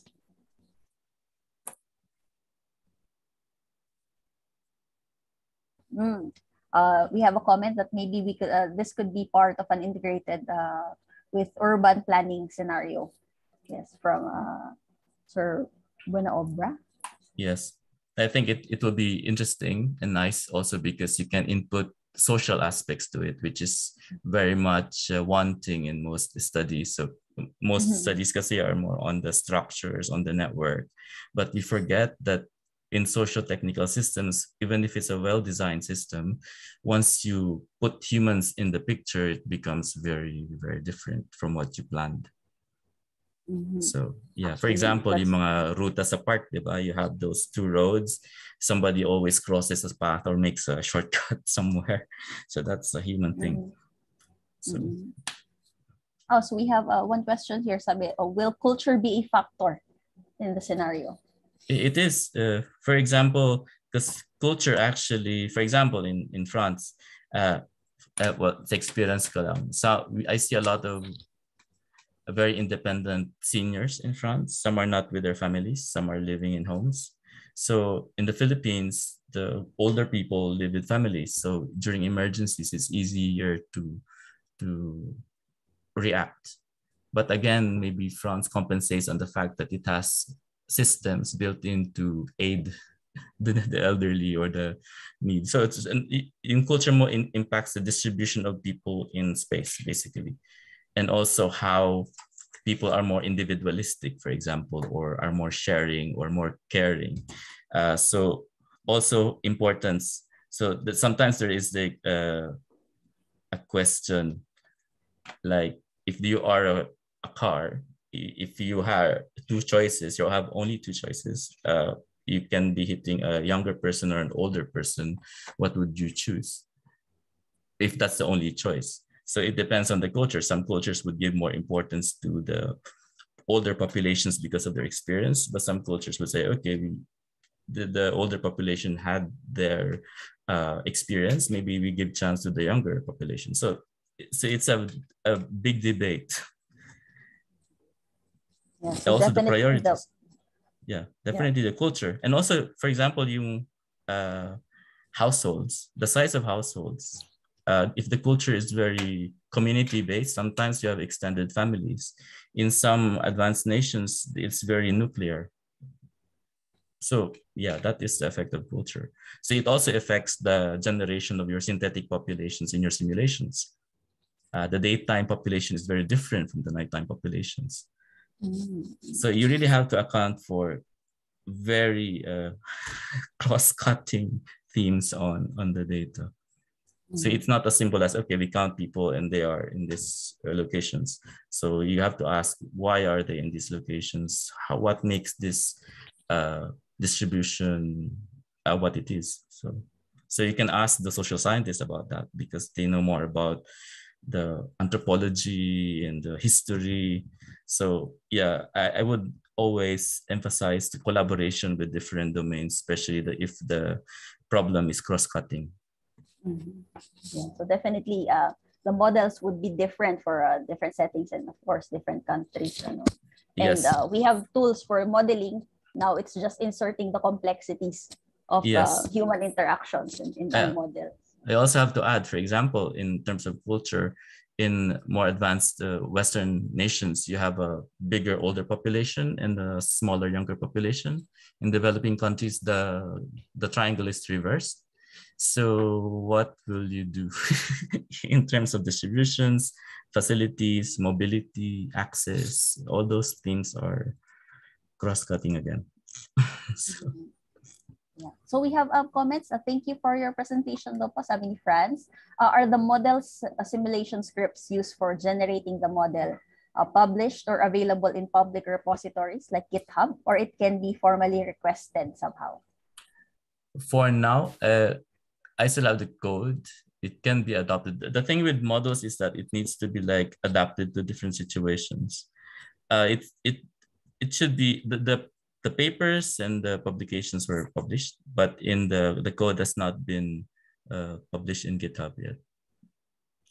I'm trying to clean up some more to improve the code. But currently I'm a bit busy with my postdocs. I'm doing logistics simulations and supply chains. It's a bit difficult to find the time. So yeah, some limitations. Si Julius po ang sabi, puro gamma ang gamit or for all the Gamma. models? Gamma. Yes, it says gamma. You use gamma because gamma is, sorry, I did not mention it formally, but gamma is very powerful because it's geographically explicit. So you don't have to convert maybe a graph structure to a shapefile or an OpenStreetMap format. You just call the geospatial data. So you can call buildings, roads, natural features, and then you add your dynamics later in the behavior of the agents. So agents can move along a road.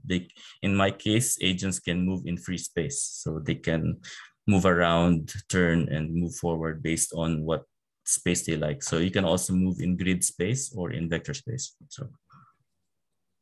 Okay. So we have one last question for this session.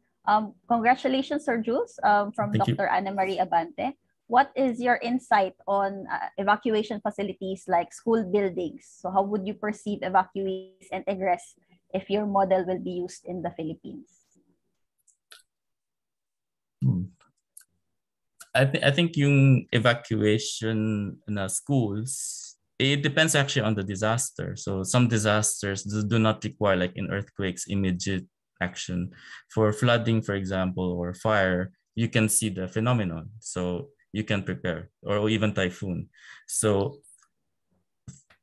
you can actually have the immediate evacuation facility. You have it ready, but of course you need to have them known to the public where they are. But for earthquakes in particular, you have to have a evacuation spot close enough so that you can escape the 10-second shaking. And then later, maybe if everything is damaged and you need to evacuate, the survivors can be relocated by car, vehicle, or whatever to a safe area like a school. So you have to have evacuation spots which are in different stages and adapted to different crises as well. Okay. So one last comment from Sir Yen. Yeah, in French it's bien. Yeah. Bien. Yeah. Monsieur bien. So Sir Bien, you have a comment for this particular question?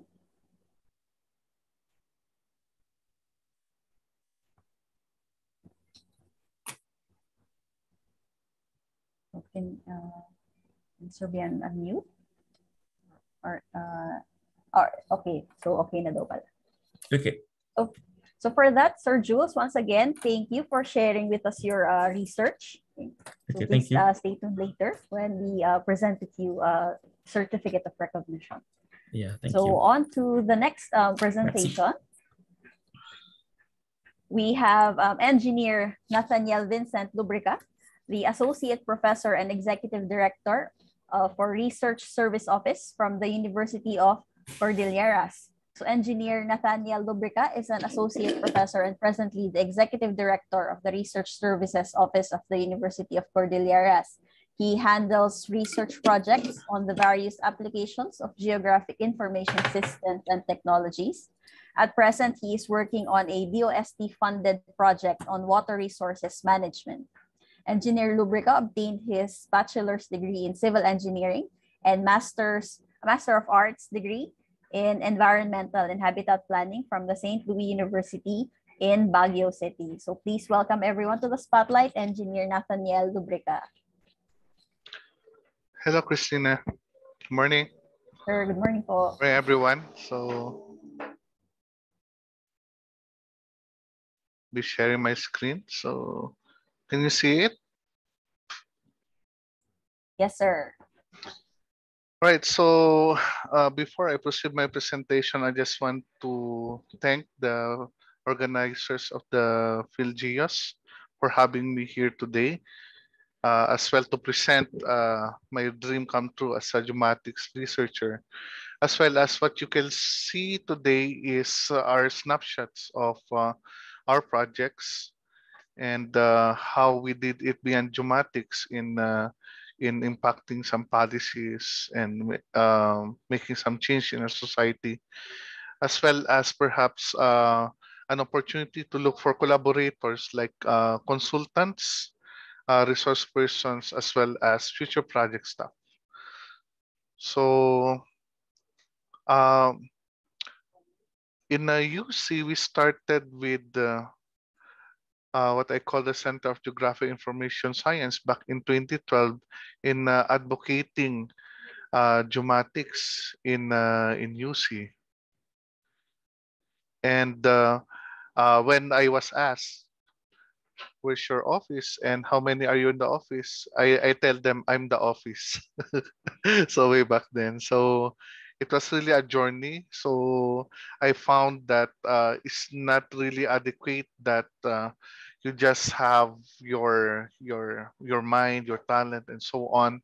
But instead, in a way, I was able to be a recipient, or UC was able to be a recipient of the institutional development grant from the OST, where we received 5 million for the establishment of our GIS lab. So the way I see it, you're limited really if you're just working alone with your talent without the laboratory as well as the equipment. So we were able now to establish the GIS laboratory and as a venue for research projects, as well as the prototype development and a facility, because way back then my problem was where to conduct the trainings and so on. So it's served as a training right now.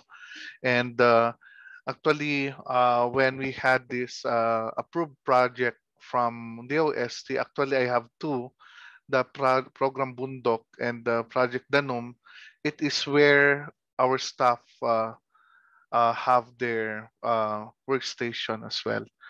So we had this equipment and the services as well as spaces.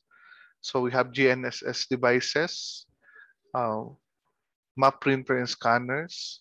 We have the DJI matrix as well as servers. So what we plan with the server is to have a back-end processing as well of geospatial data. We have also Arduino kits as well.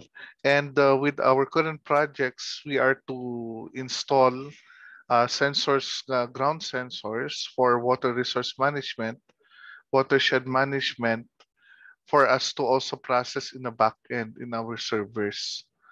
So we have also a fixed wing drone, which we were able to acquire, aside from the quadcopter drone that we have on the DJI Matrix. So the laboratory, the research trust is on the following: land use, public safety, and health systems, as well as, you will see how we apply that later. And we are also glad to be part of the Erasmus CBHE GeoDRR program, wherein we have 6 collaborators from Southeast Asia, and we have here the European mentors from Poland, Spain, Greece. So we're part of the program in a way that we develop an MSGO DRR program by next year. So we have collaborators as well in UP Diliman, where we will start the program. So we have also a proposal, an ongoing proposal in making UC as a water resource research center of Northern Luzon under the CHED grant. So how did we do this on the collaboration aspect of the geomatics? Of course, mentoring students, having an internship program in with the office, as well as student and faculty research on GIS. So we conducted the training, seminars, and workshops, and there were completed studies, and one of which I want to highlight also on the partnership with Kabayan in Kabayan, or the Aboitiz Headcore on water sustainability in Kabayan Benguet.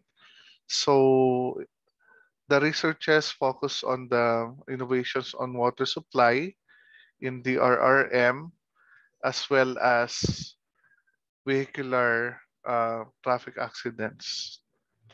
So with the geomatics, we were able to bridge partnership with the LGUs, with the government line agencies, UP Diliman, you can see here Dr. Blanco. Okay, and also you have DILG, DOH, Trinidad Itogon. You can see these pictures were during the pandemic, and geomatics has a lot of potential for use during the pandemic because of its way of capturing and analyzing data in the ground. So this is the new normal. No? So also we had this resilience project for Bliss and Mountain Province. So if you're familiar with this person, he's our mayor. Okay, Mayor Benjamin Magalong. So we have a collaboration, a very close collaboration with the local government of Baguio as well. So aside from this partnership, we were able also to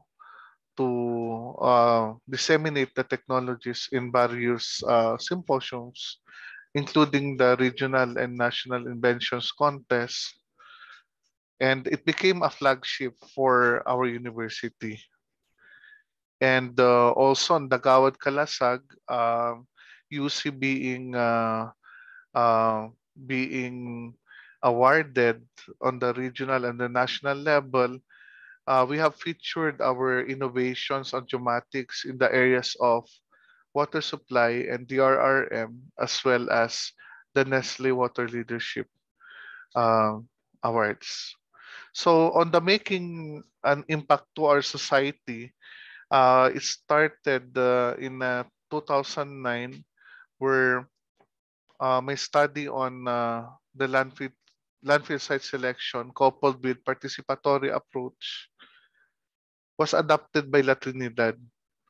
So uh, they used the study in justifying the expansion site of their landfill in La Trinidad. And also one of the flagship projects of UC, where a lot of students and faculty were engaged, was on the GIS-based crime analysis, which run for 5 to 6 years. But right now, this technology, the GIS-based crime mapping, is now being adopted in other regions in the Philippines. So one big lesson here is that you need to have a champion like General Magalang here, who's a leader. It must be leadership driven, in a way. So you need to collaborate with a personality, a person with the leadership who can really push for the project. So aside from the GIS-based crime analysis, we also, in collaboration with our students, were able to come up with the Bantay Krimen back in 2016, where we use hard programming in using the mobile devices and the back end. So the project is still active with some revisions, or should I say some issues that should be settled in data privacy. So back in 2013 also, we were able to come up with the Regional Development Council endorsed project on environment on the Bed River. So from here, we were able to roll it out to the concerned agency, the EMB and the LGU. And we use maps, online maps for monitoring system and education campaign for Balili River. So as you can see here, you have the BOD levels here. So also the monitoring system was community-based through SMS. Okay, so you have the Yolanda. And back in 2016, after our work with the Camp Krame, we were able to help the PNP SAF to establish their Force Operations Center in Taguig, as well as to assist them on interventions during the Marawi siege. Okay, so other innovations in CSIS under the Department of Interior and Local Government. So we were able to maximize the use of the technology in in optimizing the fieldworks, as well as deployment and record keeping. So here is our joint project with the UP Diliman, Dr. Blanco, as our project leader on Project GUHIT. Okay, so we had these capacity building activities, and this was our first time back in 2019 to attend the Field Geos as well. Okay, and data gathering and later. So these results were utilized by Baguio City and turned over actually to Baguio City. So the land cover map were turned over to Baguio City for them to update their land use plan, as well as their plans. They're serious in this matter, much more with the SEPMO on the environment, wherein they focus on the hotspots from the conducted study to do their tree planting activities. Okay, so that was presented to the city government as well. And another project funded by PCHRD focuses on the analysis of dengue cases, wherein we applied the JETIS ORD clustering algorithm to identify barangay hotspots and also analyze the different factors that affects dengue, and one of which are interconnected housing. So we presented this to the city, and it was adopted as well as part of the plans on DRRM on the area of health. So we represented the region on the 3-minute pitch nationwide, and in COVID-19,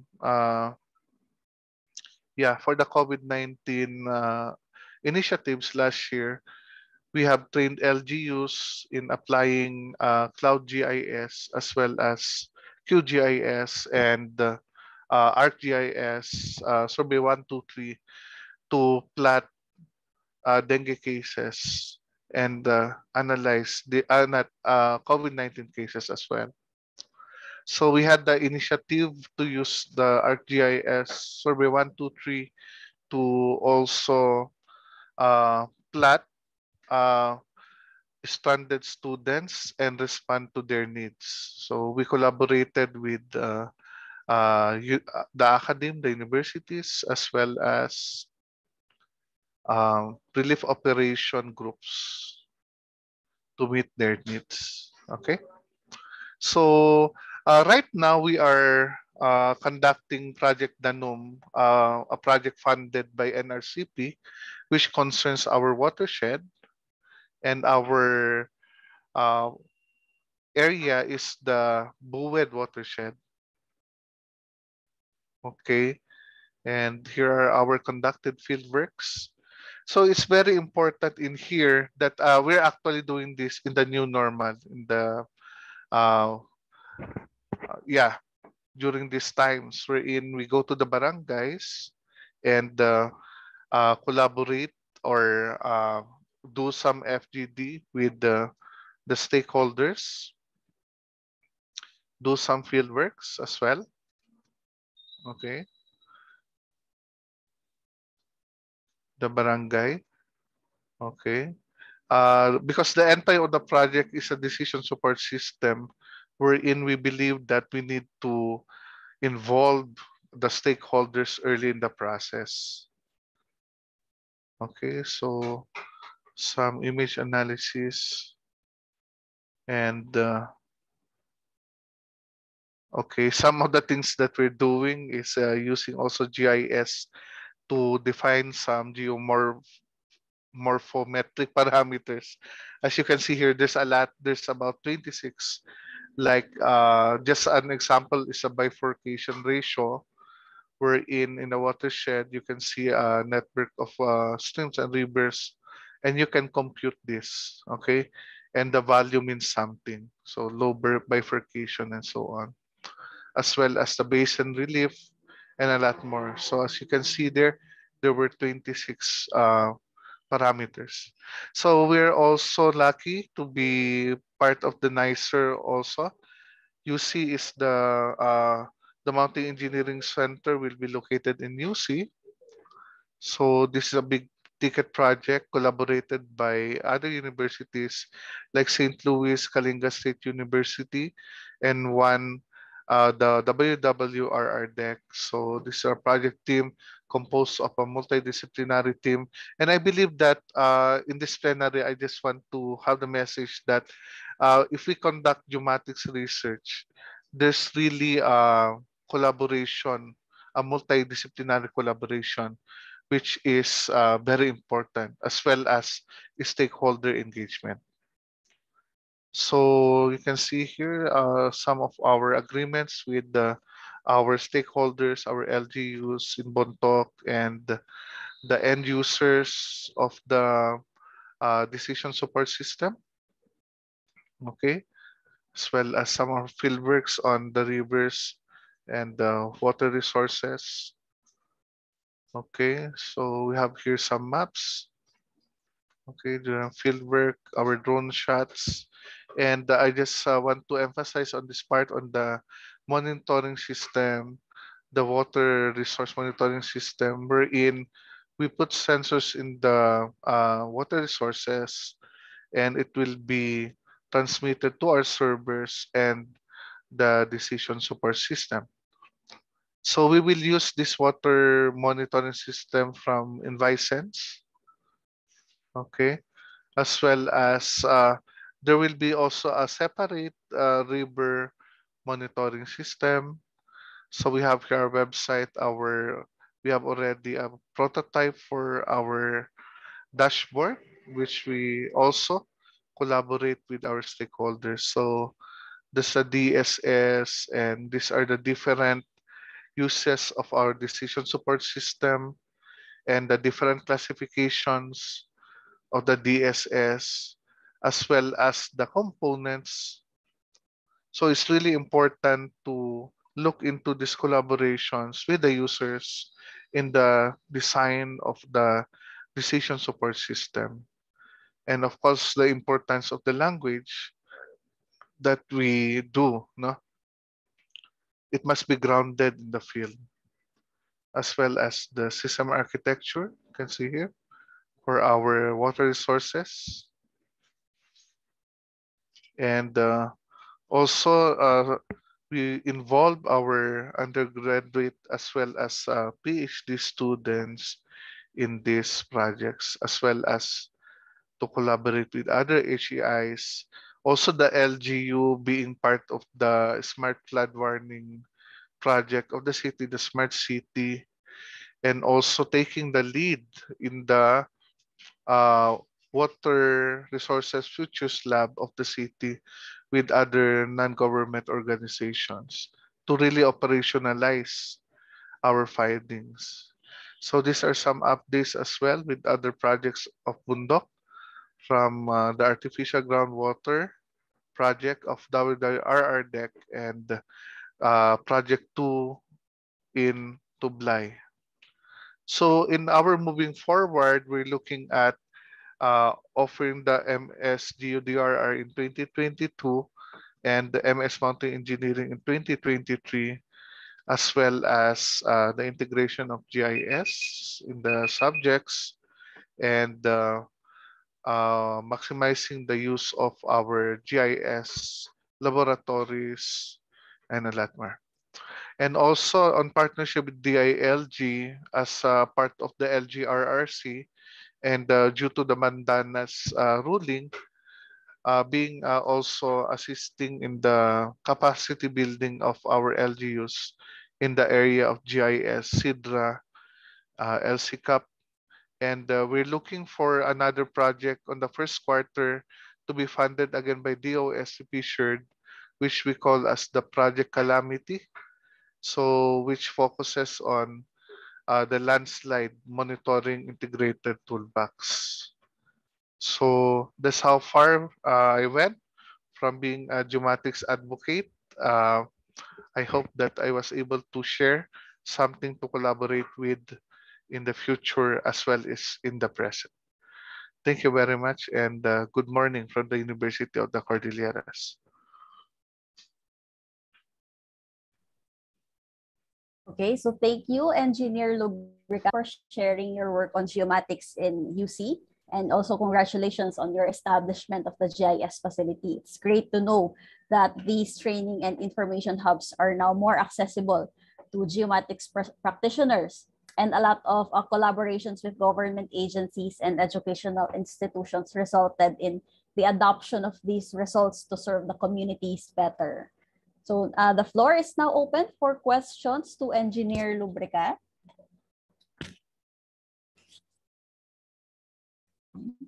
Perhaps I can present more detailed presentation of the projects next time, because it's still ongoing. Some are still, most of are ongoing.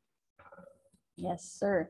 While we wait for questions from our attendees, if we may ask if you're open for more collaborations or career developments how can we get in touch with you for these? Or do you have websites or pages that we can visit?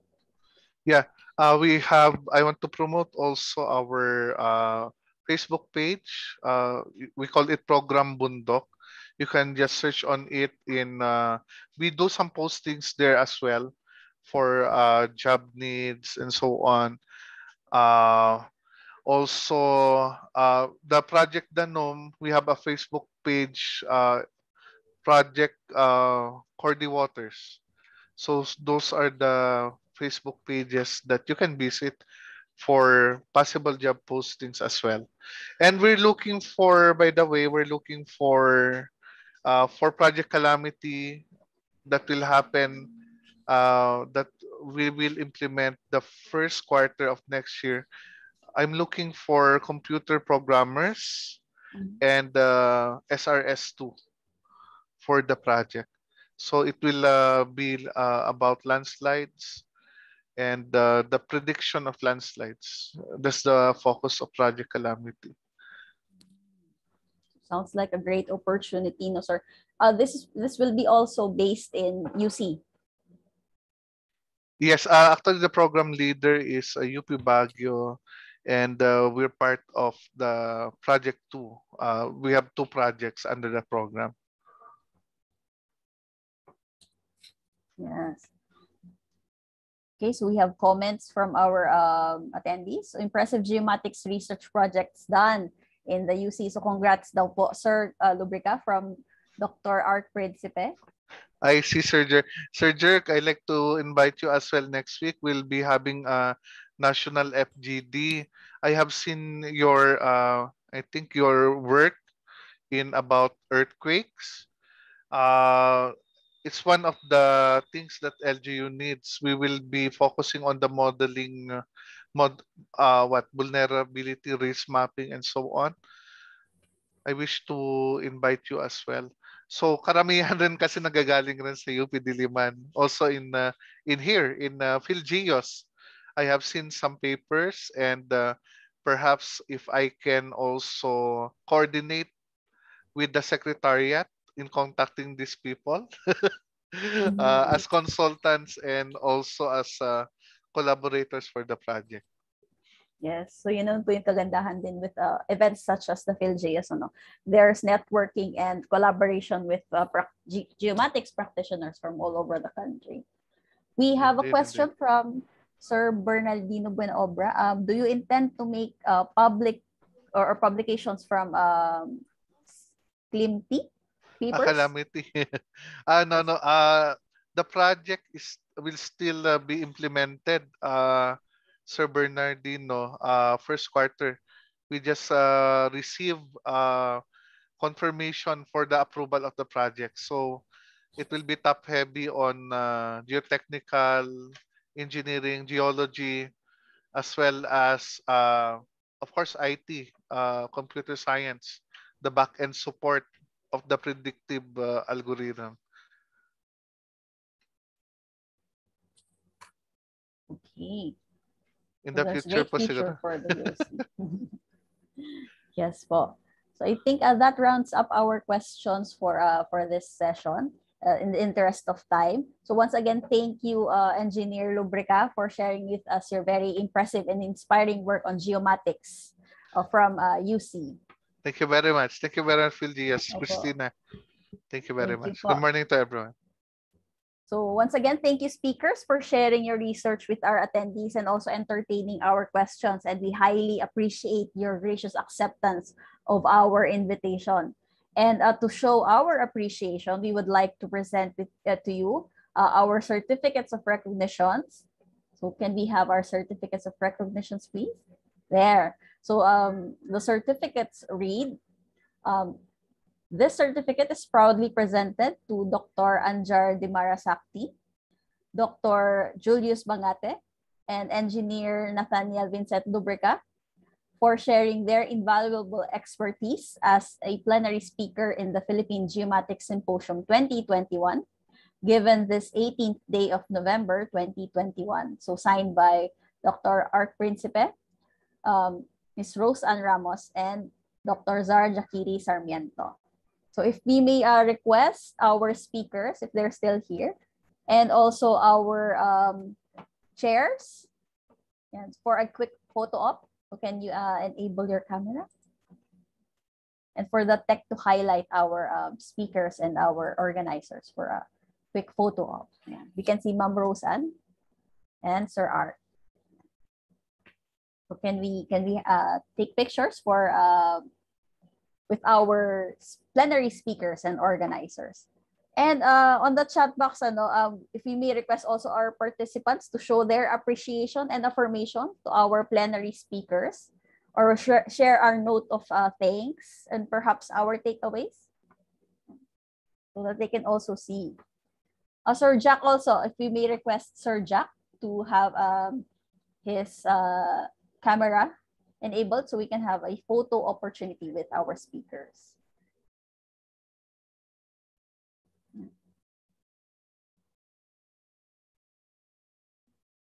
So are we ready for our photo op? So Sir Jack is having some technical issues.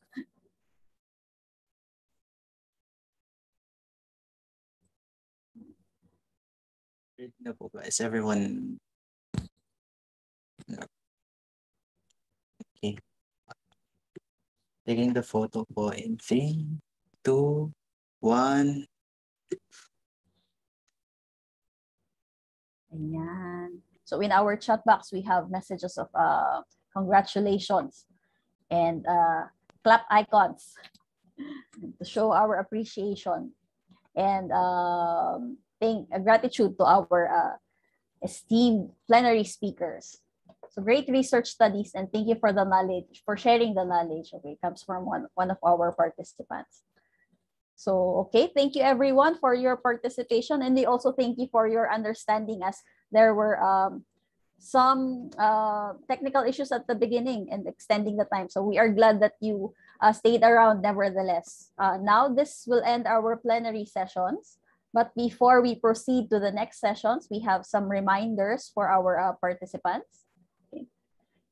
So there will be, I think, a 5-minute break for participants to proceed to their breakout rooms. This would also mark the transfer to our parallel sessions. So the participants may proceed to the breakout rooms. Please check the Zoom breakout session link sent to your emails. So you have pre-assigned breakout sessions. So the parallel technical session will be followed by the parallel poster session. Okay, that would be, I think, at 12. And the parallel technical session 3. So this afternoon, we actually have 4 parallel technical sessions, which is on geomatics applications on COVID-19 management and geomatics for environmental and disaster management. So this would be the one following the break. And then right after that, there will be a poster session. And then after that, the 2 parallel technical sessions, which is on geomatics for coastal resources management and geomatics for environmental and disaster management too. Okay. So watch out for those parallel technical sessions. So I think that's it. That ends the plenary session for PhilGeos Day 2. And we thank everyone for their participation, and we will see you at the parallel technical and poster sessions. So good day, everyone.